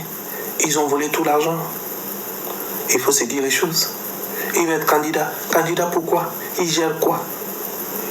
Moi, ce qui me tue, ce que je vois des compatriotes qui sont là, qui appellent Oligui à être candidat, je me demande, j'ai toujours dit, Omar Bongo n'a jamais gagné une élection. Ali Bongo non plus n'a jamais gagné une élection. C'est pas Oligui qui viendra gagner une élection. Il faut s'attendre à une crise post-électorale. Parce que là, déjà, l'opposition, de son côté, est en train de s'armer pour créer une candidature unique. Et c'est ce qui est d'autant plus dangereux, parce que s'il crée une candidature unique, Oligui sera battu. La charte africaine des droits la charte africaine interdit aux militaires de se présenter à l'élection présidentielle. Oligui réunit ses députés, ces députés qu'il a nommés, et il va modifier la loi pour dire que les magistrats et les militaires vont se présenter. Très bien. Mais vous imaginez un peu les conséquences de ce qui va être? Est-ce que, je ne sais pas si vous vous imaginez, moi j'ai vu les conséquences déjà. Regardez aujourd'hui au Soudan. Ce sont deux généraux qui s'affrontent. Regardez la guerre du Soudan. Ce sont deux généraux qui s'affrontent. Est-ce que c'est ce qu'on veut pour le Gabon? Quand on va voter des lois pour dire un magistrat, les magistrats et les militaires s'affrontent. On connaît la force des uns et des autres. Demain, vous êtes candidat à l'élection législative. Prenons un exemple par l'absurde. Vous êtes candidat à l'élection législative face à un magistrat. Vous le battez. Il va au tribunal, il vous enferme, vous et votre famille. Est-ce que vous allez accepter cet état de fait? Demain, vous allez à une élection quelconque avec un magistrat. Il est battu. Il arrête toute l'équipe de campagne. Il demande à ce que soit incarcérée toute l'équipe de campagne de son adversaire. Est-ce que vous allez l'accepter? C'est bien beau d'accepter certaines choses. C'est bien beau d'accepter certaines choses. Mais il faut en peser les conséquences, parce que ce que je dis, c'est que les lois d'Oligui sont très très dangereuses. Je vous ai pris un exemple. Regardez aujourd'hui au Soudan, ce sont deux généraux qui s'affrontent. Est-ce que nous avons besoin de ça? Les militaires à la caserne, les politiciens font leur travail. On avait besoin que les militaires viennent faire de la politique. Vous imaginez un général, c'est un exemple que je vous donne. Vous imaginez un général qui est candidat à une élection, mais il va transformer son camp en un groupe d'animation. Il va transformer sa troupe en un groupe d'animation. Vous imaginez un général puisque les généraux, puisque les militaires ont le droit de se présenter. Jusqu'aujourd'hui, on avait dit que les militaires sont apolitiques. Très bien. Parce qu'il faut savoir les dangers que vous allez courir. C'est bien beau d'applaudir les niaiseries d'Oligui, mais il faut savoir les conséquences demain sur vous. Je vous ai pris l'exemple du Soudan, où aujourd'hui, le pays est divisé en deux. Parce que deux généraux s'affrontent. Est-ce que c'est ce qu'on veut pour notre pays? Je vous ai pris un exemple. Un général qui se présente à une élection, mais il va pousser toute sa troupe à aller voter. Sa troupe va devenir des kunabélistes. Imaginez la gendarmerie nationale qui a pour rôle le maintien de l'ordre. Le commandant en chef de la gendarmerie nationale est candidat à une élection. Mais imaginez. Juste réfléchissez un tout petit peu. Le commandant en chef de la gendarmerie nationale est candidat à une élection. Vous êtes dans le camp d'en face de ce général. Demain, il envoie sa troupe vous arrêter. Vous allez pleurer? Demain, vous avez un problème, vous allez vous plaindre à la gendarmerie. On dit on ne reçoit pas vos plaintes parce que vous êtes du camp d'en face du général. Vous allez pleurer? Idem pour la police, qui a pour rôle le maintien de l'ordre. La police dit, le commandant en chef de la police nationale se présente à une élection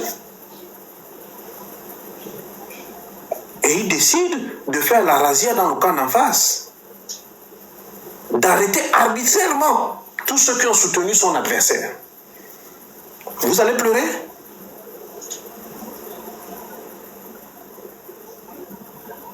D'arrêter le camp d'en face, donc c'est-à-dire ceux qui ont soutenu son adversaire, il va arrêter et ses adversaires et ceux qui ont soutenu il va arrêter et son adversaire et ceux qui ont soutenu le camp d'en face et leur famille. Est-ce que vous allez pleurer? Parce que c'est vous-même qui avez autorisé ça. Est-ce que les militaires avaient besoin de faire la politique parce qu'Oligui veut faire la politique? Normalement, Oligui voulait que les militaires fassent la politique. Les magistrats n'ont rien demandé. Ils demandent juste de bonnes conditions de vie. Ils demandent la rivalisation de leur statut pour librement faire leur travail. Mais pourquoi on ajoute les magistrats là-dedans? Parce que ce que je suis en train de vous dire, c'est qu'il faut subir... Vous êtes en train d'applaudir, mais les conséquences sont désastreuses. Encore une fois, j'ai dit aux gens, je rappelle qu'au Soudan, ce sont deux généraux qui s'affrontent, et pas que le Soudan. Ce sont deux généraux qui s'affrontent. Est-ce que nous voulons voir ça dans notre pays? Est-ce que nous voulons qu'un magistrat qui se présente à une élection, il est battu copieusement, se mette à arrêter ses adversaires? Est-ce que nous voulons que demain un magistrat qui se présente à l'élection présidentielle, il est battu, il arrête tous ceux qui ont soutenu son challenger? Est-ce que nous voulons que demain, le commandant en chef de la GR qui se présente à une élection est battu, envoie la GR aller taper tout un village, tout un quartier, tout un département? Est-ce que c'est ce que nous voulons?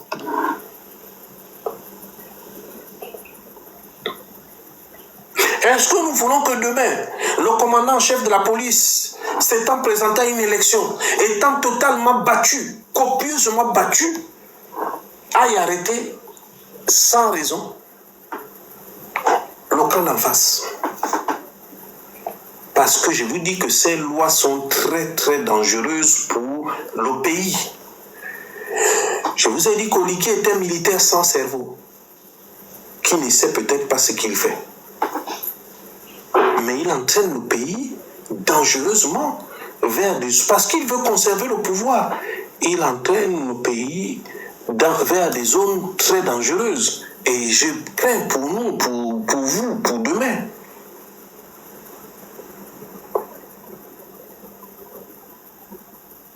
Parce que qu'est-ce qu'on va faire? Vous avez vu ce qui s'est passé au QG de Jean-Ping en 2016. Là, c'était un civil. Mais lorsque les militaires le feront, ce sera justifié. Si demain, on attaque le QG d'un challenger, là encore, on a eu le temps de crier, le temps de dire tout ce qu'on voulait, parce que c'était des civils. Ali Bongo était civil, mais si c'est un militaire, ça va se justifier parce que la loi, elle est là. Est-ce que les Gabonais réalisent la dangerosité de ce qu'Oligui est en train de mettre au pays?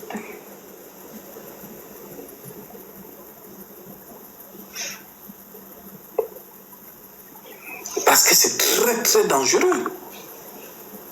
Vous connaissez le pouvoir qu'a le magistrat. Le magistrat peut décider demain de maintenir des gens en prison parce qu'il a été battu à une élection présidentielle. Il peut décider demain de mettre des gens en prison parce qu'il a été battu à une élection présidentielle. Mais c'est très dangereux. Vous pensez que les gens qui ont fait ces lois-là étaient bêtes? Ou qu'Oligui réfléchit mieux que tout le monde?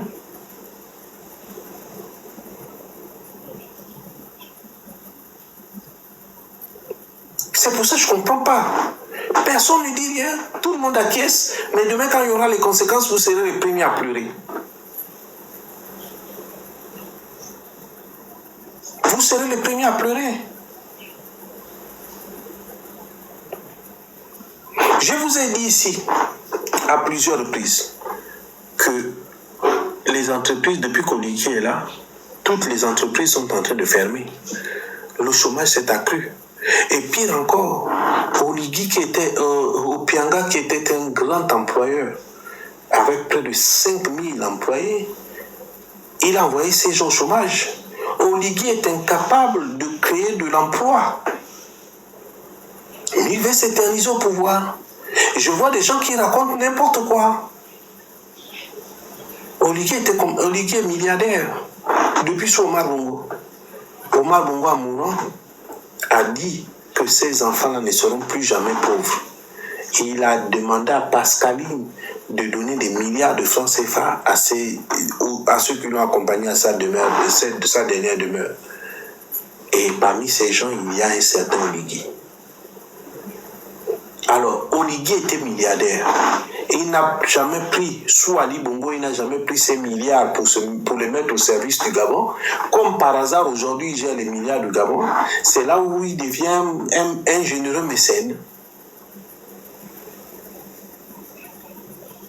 C'est là où vous découvrez que cet homme-là peut faire des choses.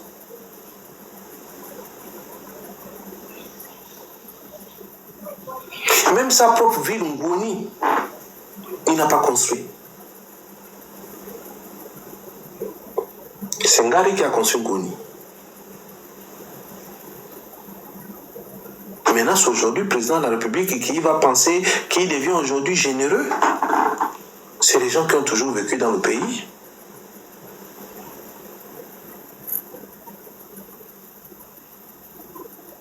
Mais je vous dis, faites très attention parce que ce qui arrive, je vois que certains sont un peu écervelés. Je ne sais pas à quoi cela est dû, mais je ne veux pas me mettre à juger. Je vous dis simplement que ce qui arrive est très dangereux. Et je vous ai dit, le pire est à venir. Je le dis tout le temps ici, le pire est à venir. Le pire n'est pas ça, le pire est à venir. Parce que là, les gens sont en train de voir ce qui va se passer.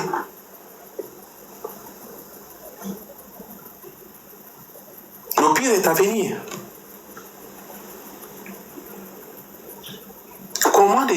Comment Oligui peut permettre aux militaires de faire de la politique?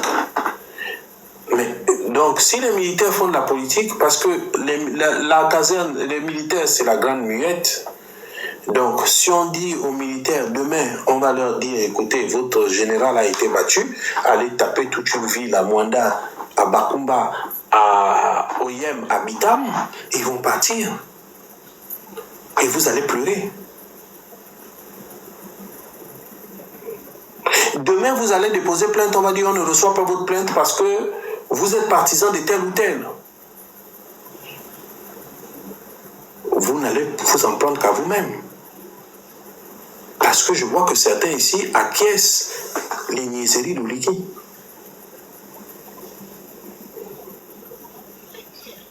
C'est dangereux. Le magistrat va dire au tribunal, Moi, je ne traite que les dossiers que de mes partisans. D'accord. Et les autres partisans, ils ne traitent pas. Vous êtes incarcéré à la prison centrale de Libreville, il ne va pas traiter votre dossier parce que vous faites partie des partisans de son adversaire. C'est vous-même qui allez pleurer. C'est vous-même qui allez pleurer.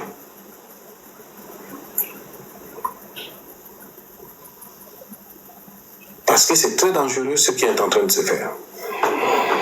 Alors, je vais arriver avant de terminer, je vais arriver à un cas. Je vais aborder le cas, l'affaire Joanne Bunda. Joanne Bunda, pardon, un peu moins.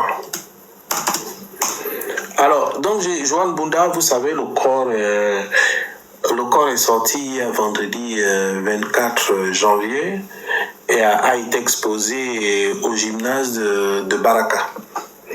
Et il a été enterré aujourd'hui au cimetière de Misolo. Bon, je ne suis pas au Gabon, je ne sais pas où se trouve le cimetière de Misolo. Donc, Joanne Bunda, hier, son corps a été exposé au cimetière de Baraka, au gymnase de Baraka pour la veillée mortuaire, et il a été enterré aujourd'hui au cimetière de Misolo. Ceux qui connaissent le cimetière de Misolo, qui connaissent bien le Gabon, peuvent m'éclaircir. Et voilà. Donc, en fait, sur le plan disciplinaire, donc, qu'est-ce qu'on va dire? Le général Raymond Serge Mangunga, donc le directeur du B2 qui a été démis de ses fonctions, et Jean-Martin Siman ont été relevés de leurs fonctions. Ça, vous l'avez écouté. Et le mercredi 15 janvier, les deux généraux ont été entendus de manière individuelle dans le bureau du procureur de la République. Donc, le mercredi 15 janvier, le général Raymond Serge Makaga Mangunga et Jean-Martin Dongosima, Jean-Martin Siman donc ont été entendus dans le bureau du procureur. Bon, la seule particularité dans ce dossier, c'est que les parties plaignantes n'ont pas été autorisées à écouter l'audition des deux généraux. Alors on se demande quelle est cette justice dans notre pays qui autorise que lorsqu'un voleur de poules est auditionné, la partie plaignante peut écouter, mais lorsque les généraux sont auditionnés, personne ne peut les écouter. Et donc, comme je vous disais, donc ils ont été écoutés le 15 janvier dans le bureau du général, ils ont été entendus dans le bureau du procureur de la République. Sauf que la partie plaignante n'a pas été autorisée à assister à l'audience. Alors, on ne sait trop pourquoi, parce qu'on ne comprend pas cette justice. Les parties plaignantes ont juste vu les deux généraux sortir du tribunal. On ne sait pas pourquoi ça a été ainsi.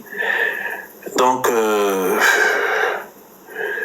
par contre, les 8 autres accusés, le tribunal, les parties plaignantes ont assisté jusqu'au bout pour les 8 autres plaignants. Donc, sur les 8 plaignants, sur les 8 qui étaient, qu'on nous a dit qu'ils avaient été arrêtés, il y a 3 qui ont été incarcérés. Il faut savoir, sur l'affaire Joanne Bunda, sur les 8 accusés, 3 ont été incarcérés. Alors, donc, dans les 3 incarcérés, il y a Zong Minsa Steve, qui dit avoir reçu les instructions du général Raymond Serge Manganga Makuga et de monter dans un bus et d'aller récupérer tous les militaires qui étaient de garde sur le général Dongosima.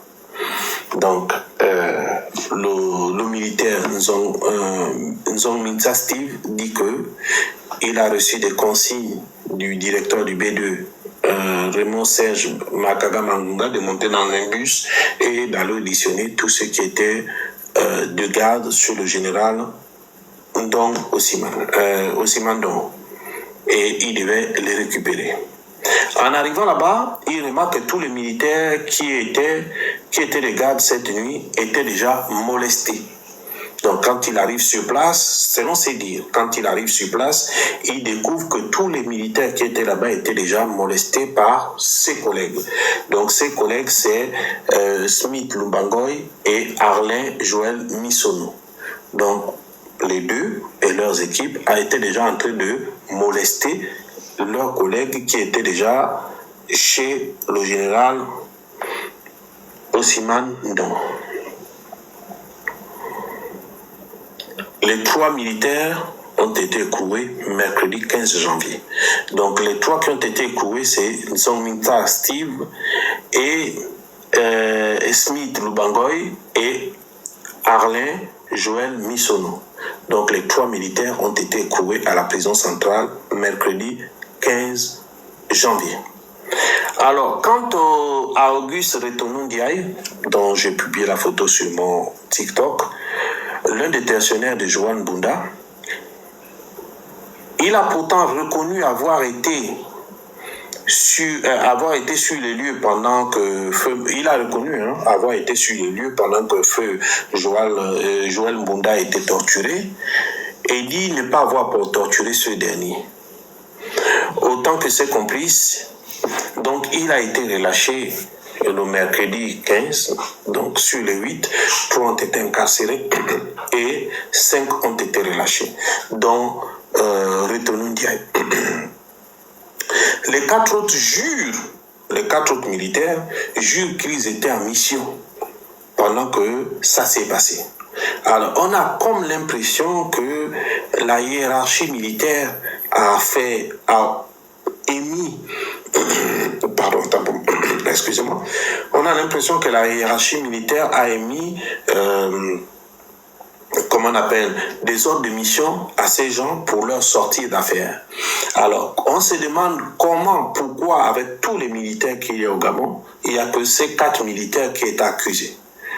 Ces 4 militaires accusés d'avoir torturé leurs collègues disent miraculeusement devant le tribunal qu'ils étaient en mission. Mais le tribunal, au lieu de vérifier si ces missions sont vraies ou faux, se sont amusés à accepter et ont libéré ces gars. Alors finalement, qui a torturé Joan Bunda? Puisqu'il n'y a que 3 qui sont incarcérés, un a été libéré, un dit qu'il était sur place mais il n'a pas torturé. Retonou Ndiaye dit qu'il était sur place mais il n'a pas torturé. Les 4 autres disent qu'ils étaient en mission. Donc finalement, qui a torturé Joan Bunda et ses collègues? Et c'est pas fini. Jusqu'à ce jour, on n'a aucune nouvelle des autres militaires, parce qu'il faut savoir que ces militaires n'étaient pas seuls. Ils étaient au moins une dizaine. On n'a aucune nouvelle de ces militaires. Alors, c'est d'autant plus grave, parce que ce que je ne comprends pas, c'est que ces militaires sont en vie. Le tribunal aurait pu les interroger pour savoir qui les a torturés réellement, parce que c'est des militaires, ils reconnaissent leurs collègues. Mais curieusement, certains viennent avec des fausses ordres de mission et disent qu'ils étaient en mission, donc par conséquent, ils ne connaissent pas qui les a torturés. Je précise bien des faux ordres de mission, parce qu'on veut les sortir de l'affaire. Et jusqu'aujourd'hui, les 10 autres militaires, hormis Joan Bunda qui est décédé, il y a eu 10 autres militaires qui ont été torturés. Ils n'ont jamais été entendus par le procureur de la République. Ils n'ont jamais été entendus. Donc, on est sans nouvelles d'eux, on ne sait pas où ils se trouvent. On dit simplement qu'il sera en lieu sûr.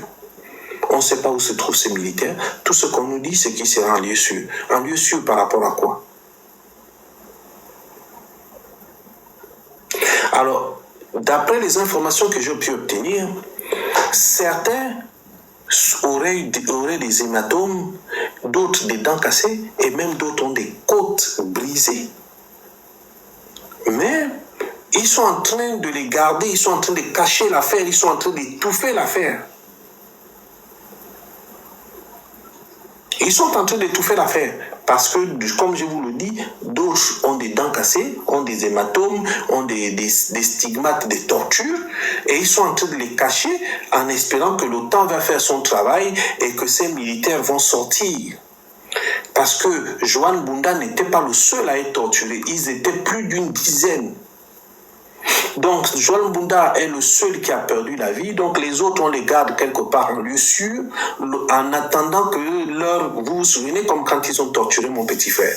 Quand ils ont torturé mon petit frère, ils sont allés le jeter à la DGR, espérant que les cicatrices, que les stigmates de torture vont sécher et qu'il pourra se remettre après quelque temps.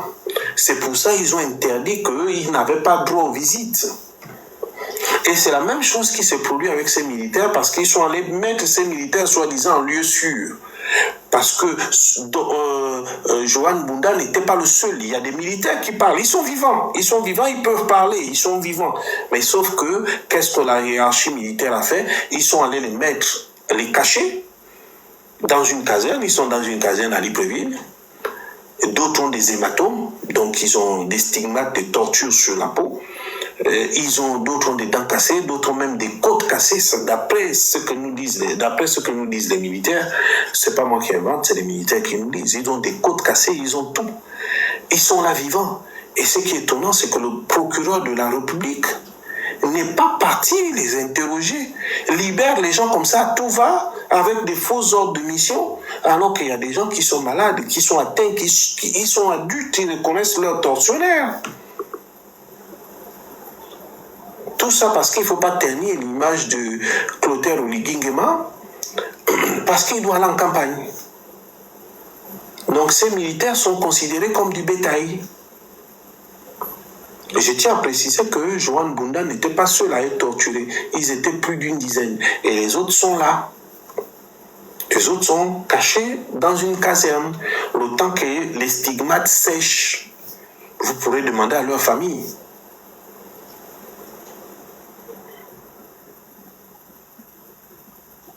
Donc nous sommes là face à ce problème-là. Les enquêtes menées par la DGCS, la DGCS et la Direction Générale de Recherche est au point mort. On n'en sait rien, on ne sait pas ce qui se passe, on ne connaît même pas où en est l'enquête parce que l'affaire est bloquée depuis le haut, parce qu'Oligui doit être candidat, donc il ne faut pas ternir son image. Des gens sont torturés. On cache l'affaire. C'est comme l'affaire de mon petit frère, je vous l'ai dit. Il avait été torturé, ils sont allés le jeter à la DGR, dans les zones de la DGR, pour que c'est une des méthodes qui sont connues. Le Gabon est signataire du traité contre la torture, des actes inhumains. Mais Oligui, vous avez bien vu qu'Oligui est parti chez la famille expliquer comment on torture, comment on fait le pont. C'est-à-dire une famille qui est endeuillée. Tu vas dans une famille endeuillée pour expliquer comment on met les gens au pont, comment on étrangle les gens, comment on met les gens dans l'eau, et tout ça, et tout ça, et tout ça.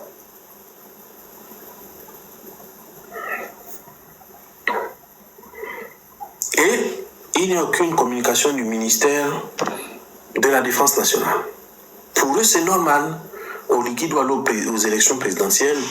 Donc, pas besoin d'effrayer la population, pas besoin de ternir son image. Donc, les gens sont considérés comme des moutons de Panurge, sont tués, sont maltraités, sont même, je ne sais pas. C'est quand même inquiétant. C'est quand même inquiétant. Donc, ici, on nous dit, parce que Joël Mbunda, il est mort, c'est vrai, c'est le seul qui est mort. Mais ils étaient plus d'une dizaine à être torturés. On nous dit que certains ont des côtes cassées, d'autres ont des dents cassées, d'autres ont des hématomes, d'autres présentent des stigmates de torture. C'est pas moi qui le dis, ce sont leurs collègues. C'est l'information que j'ai reçue, c'est les collègues qui parlent. C'est pas moi, c'est les collègues qui parlent. Mais ils sont retenus dans une caserne en espérant que ces choses-là sèchent, en espérant que les choses aillent mieux. On va les libérer parce qu'entre-temps, il ne faut pas salir la campagne d'Oligui, il ne faut pas salir l'image d'Oligui qui doit aller en campagne, qui doit donner l'image d'un sauveur, de Josué comme d'habitude, de donner l'image de quelqu'un qui est venu pour sauver les Gabonais. C'est de ça qu'il s'agit. Donc voilà, on n'invente rien. On nous explique aujourd'hui que des gens sont maltraités, sont tués, sont... C'est vraiment hallucinant. C'est vraiment hallucinant ce qui se passe au Gabon. C'est-à-dire, on n'arrive pas à comprendre. Voilà quelqu'un qui s'en va en campagne, voilà un oligarque qui va en campagne. Il dit ceci. Donc, dans le conseil des ministres passé, il dit ceci. On va quitter ce domaine, on va aller dans le domaine d'Oligui. Toutefois, Oligui dit ceci lors du conseil des ministres passé. Toutefois, le président d'exercice candidat conserve des avantages liés à la fonction présidentielle. Donc, notamment la sécurité, les moyens de transport, les infrastructures, l'accueil appartenant à l'État sous réserve des prescriptions spécifiques de la loi organique. Donc, ce que je me demande ici, et c'est la question que je me pose, c'est que le président va en campagne, il garde tout, mais où est la répartition? Où est l'égalité? Le président de la République a le droit de partir en campagne avec les moyens de l'État, mais l'égalité, c'est situé à quel niveau? Voilà les choses qu'Oligui était censé venir gommer, mais qui demeurent, comme toujours, des tares. Alors, on va un peu écouter notre ami, on va écouter Oligui, comme d'habitude, qui nous explique ces choses.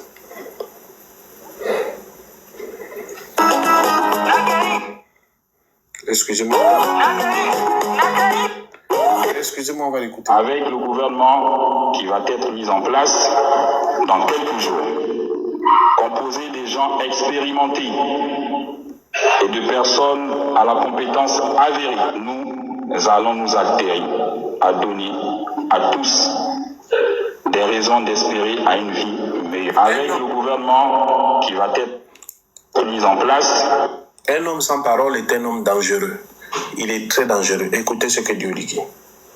Dans quelques jours, composé des gens expérimentés et de personnes à la compétence avérée, nous allons nous altérer à donner à tous des raisons d'espérer à une vie meilleure. C'est pourquoi j'instruis déjà le futur gouvernement à réfléchir sans délai sur les mécanismes à mettre en place afin de faciliter le retour au pays de tous les exilés politiques, rétablir la bourse pour les élèves du secondaire. Vous comprenez les mensonges, hein? C'est-à-dire vous allez être abreuvé dans le retour au pays de tous les exilés politiques. Bon, je vais encore vous faire écouter. Afin de faciliter le retour au pays de tous les exilés politiques, rétablir la bourse pour les élèves du secondaire, amnistier les prisonniers d'opinion, financer l'économie nationale avec les partenaires locaux et les institutions financières locales, créer une synergie avec l'accompagnement des banques locales pour le paiement des pensions des retraités, réviser les conditions d'attribution de la nationalité gabonaise, réviser les lois du foncier en République gabonaise.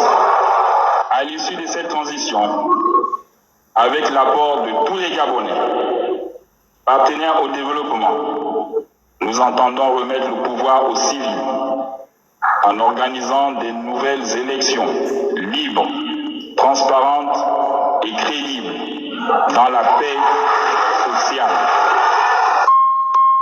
Vous voyez Faites attention. Et voilà Mbappé, donc. Vous voyez que le type est dangereux parce qu'il ne respecte même pas sa parole. On va écouter quelqu'un qui essaye de nous donner un conseil. Je voudrais une fois de plus à poursuivre. Non, c'est pas celui-là. On va voir. Je l'ai mis ici quelque part. On va voir. Il essaye de nous parler de ce qu'il a vu. J'ai mis ça. Attendez.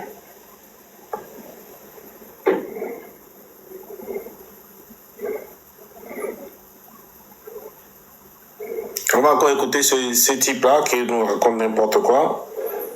Donc, un militaire sans parole est très dangereux.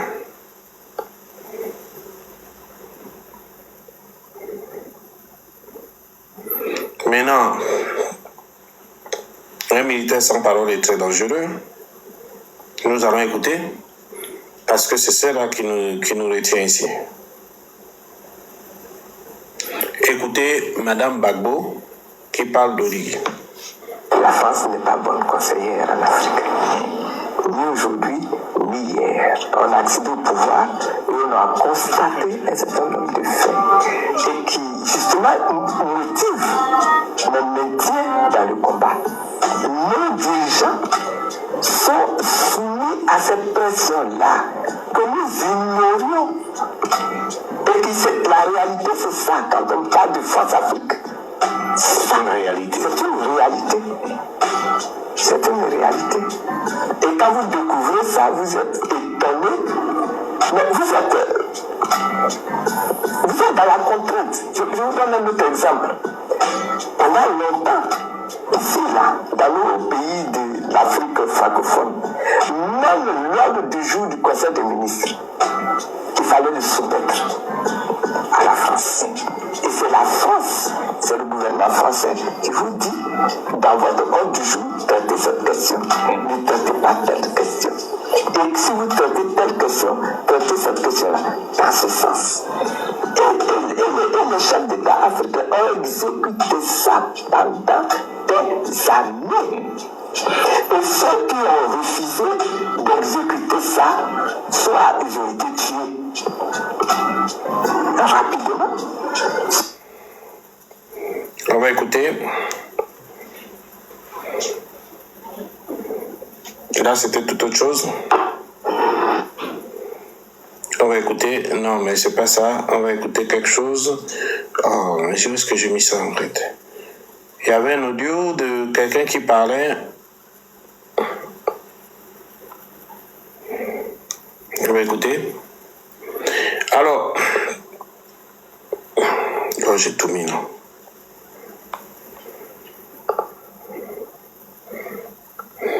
Tu vas te aller chercher ça. Voilà. Il y a quelqu'un qui ils nous ont dit qu'ils ont tout fait au Gabon. Comment veux-tu que je puisse parler doucement quand un jeune garçon au nom de Dave, qui a 14 ans, s'est fait opérer à la clinique Rafa d'un abcès cérébral. Quelque temps après, la clinique l'a mis, la clinique, quand il est sorti, il allait avoir encore un malaise, il est tombé, il s'est brisé la jambe. Sa mère l'a ramené à l'hôpital, et à l'hôpital, quelque temps après, la clinique Rafa l'a foutu dehors parce qu'il n'avait pas l'argent pour payer la clinique. En sachant que cet enfant est assuré à la CNAMGS. Comment veux-tu que je parle doucement quand il meurt, pleure parce qu'elle est désespérée, elle ne sait pas qu'est-ce qu'il faut faire. Son fils se retrouve, il continue à avoir les crises par rapport à l'opération qu'il a eue. 2, son fils s'est brisé la jambe. Dis-moi frère, comment veux-tu que je parle doucement? Comment veux-tu que je parle doucement quand il y a des Gabonais qui meurent encore? Quand une maman, parce que cette femme-là a écrit à tous les ministères, elle a envoyé des courriers. Aucun ministère ne l'a répondu pour la venir en aide. Frère, comment veux-tu que je parle doucement en tant que parent? Comment veux-tu que je parle doucement? C'est ça qu'il y a des jeunes Gabonais qui meurent encore parce qu'ils n'ont pas l'argent pour payer l'hôpital. Comment veux-tu que je parle doucement? Comment veux-tu que je parle doucement quand cette maman-là, aujourd'hui, je vous dis la famille, pardon, tous ceux qui sont de bonne volonté, nous allons afficher un numéro pour que vous participez parce que je vous jure que c'est compliqué pour ce jeune garçon de 14 ans. En tant que parent, ça fait mal. En tant que parent, je vous jure que quand on voit ce genre d'histoire, ce genre de choses, on est traumatisé quand on est parent. Vous amenez votre fils, il s'est fait opérer une fois pour un abcès cérébral. Il a encore un malaise, il se brise même encore la jambe parce qu'il fait un malaise, il se brise la jambe, on la met à l'hôpital et la clinique Rafa dit ok, comme vous ne devez trop de l'argent, on vous fout dehors, frère. Comment tu veux que je parle? Comment veux-tu que je parle comme un chanteur de zouk quand je vois sur de conneries? Non, famille, ce jeune garçon s'appelle Devondor, pardon. Aujourd'hui, nous sommes mardi 21 janvier. Tous ceux qui sont de bonne aide, aidez cette maman-là, pardon. Le ministère de la Santé. Il est inadmissible que les gens meurent encore dans notre pays pour les histoires d'argent parce que quelqu'un n'a pas l'argent, il meurt dans un hôpital. Partagez-moi la vidéo là massivement. On va mettre un numéro pour que ceux qui peuvent aider cette femme-là, pardon, aider cette femme-là. Taguer tous les ministères pour qu'il puisse aider ce jeune garçon. Il n'a que 14 ans. Il n'a que 14 ans. La maman écrit dans tous les ministères. Aucun ministère n'a répondu. La famille partait la vidéo, partait la vidéo. Donc vous comprenez, c'est ça la réalité que les Gabonais vivent. Les réalités que les Gabonais vivent parce que aujourd'hui, ils sont pris par ce jeu. Ils sont pris par ce jeu. On va écouter encore une autre vidéo. Avec le gouvernement qui va être mis en place. C'est pas celui-là. Vigile, c'est pas celui-là. Oh, c'est où j'ai mis toutes ces vidéos-là.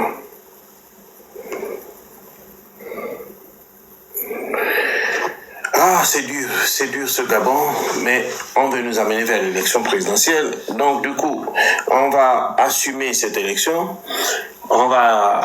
J'ai dit simplement que Oligui ne peut pas être candidat et Oligui ne peut pas gagner cette élection. C'est là où le vrai combat va commencer, parce que le vrai combat commence à partir du moment où Oligui va proclamer sa candidature.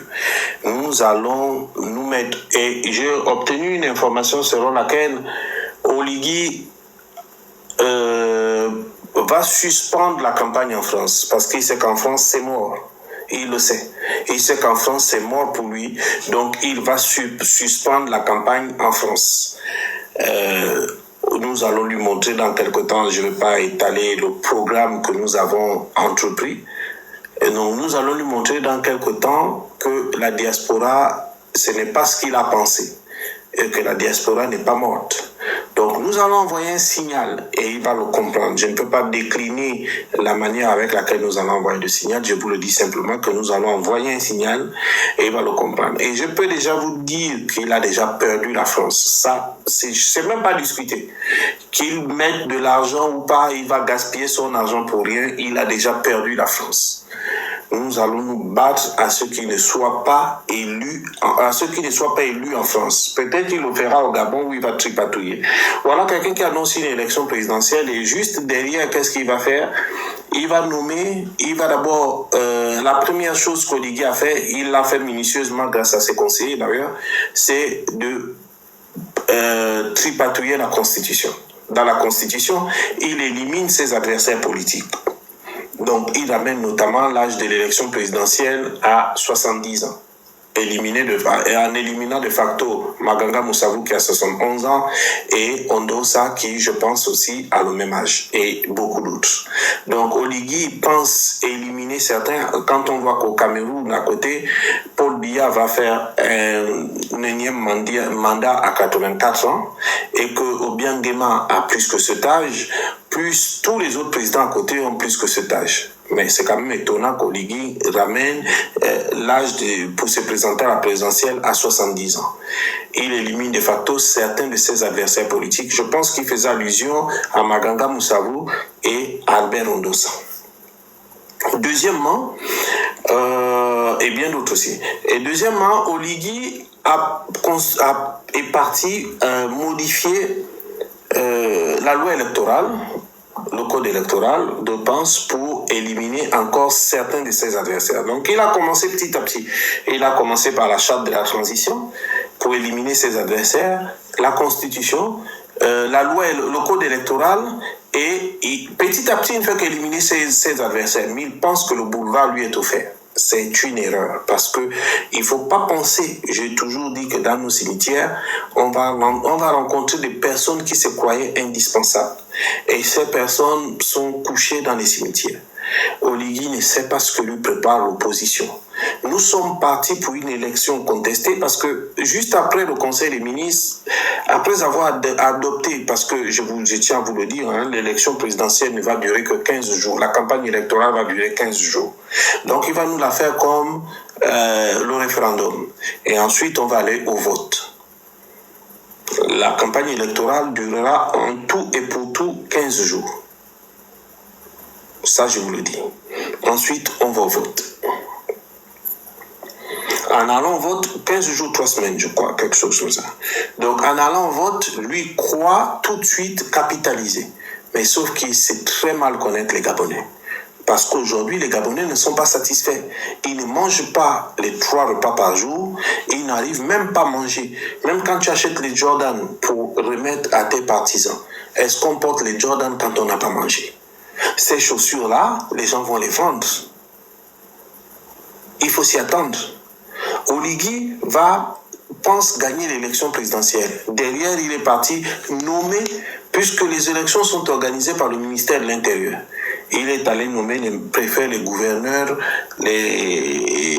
tous ceux qui sont chargés d'organiser les élections en province. Vous pensez que quoi? Et en fait, ce qu'il reproche aux autres, c'est ce qu'il est en train de faire. Même sous Ali Bongo, on avait quand même une commission nationale électorale.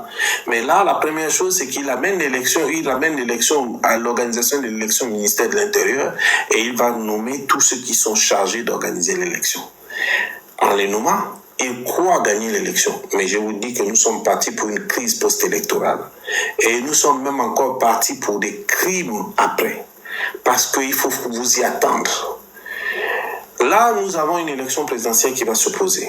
Nous avons 2 femmes qui vont se poser. Et je vous l'ai dit, nous avons Bile Binze d'un côté qui va se présenter, qui est femme de père et de mère. Et nous avons un Teke qui se dit femme de père, qui ne parle pas la langue. Et je vais toujours dire ici que le jour qu'Oligui va se présenter, va trouver en face de lui un fan pur et dur, c'est le jour qu'il va connaître c'est quoi cette ethnie. Nous sommes partis, il nous a menés dans des considérations tribales, claniques et ethniques. Et nous sommes partis là-dedans et c'est très dangereux ce qui va arriver.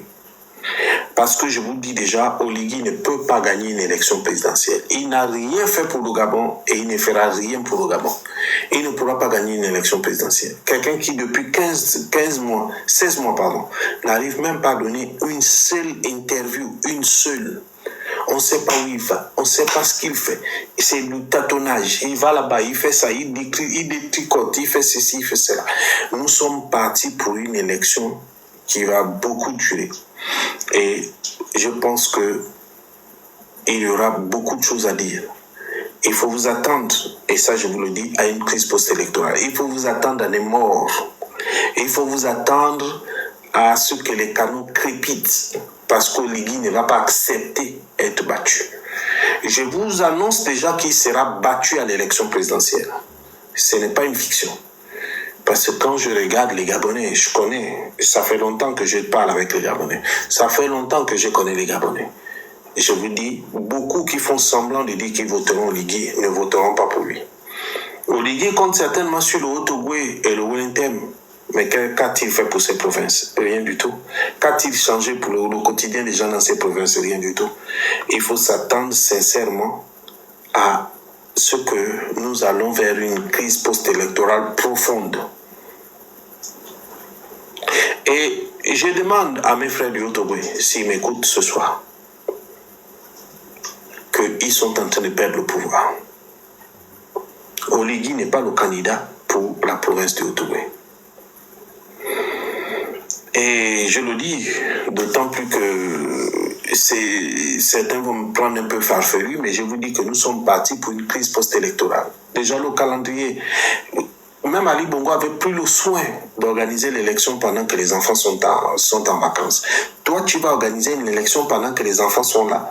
Donc, tu vas non seulement impliquer, parce qu'Ali Bongo, quand il y avait la crise post-électorale, on comptait sur les enfants qui étaient en vacances en province. Mais là, ils sont à Libreville. Donc, ça veut dire qu'ils vont rentrer dans le jeu démocratique et ils vont rentrer dans ce qui vont suivre, dans ce qui va suivre. Les conséquences seront très douloureuses. Et je ne peux pas vous garder longtemps. Donc je vais simplement vous dire, excusez-moi encore pour le retard ce soir. Et on se parlera samedi prochain. Sur ce, bonne soirée.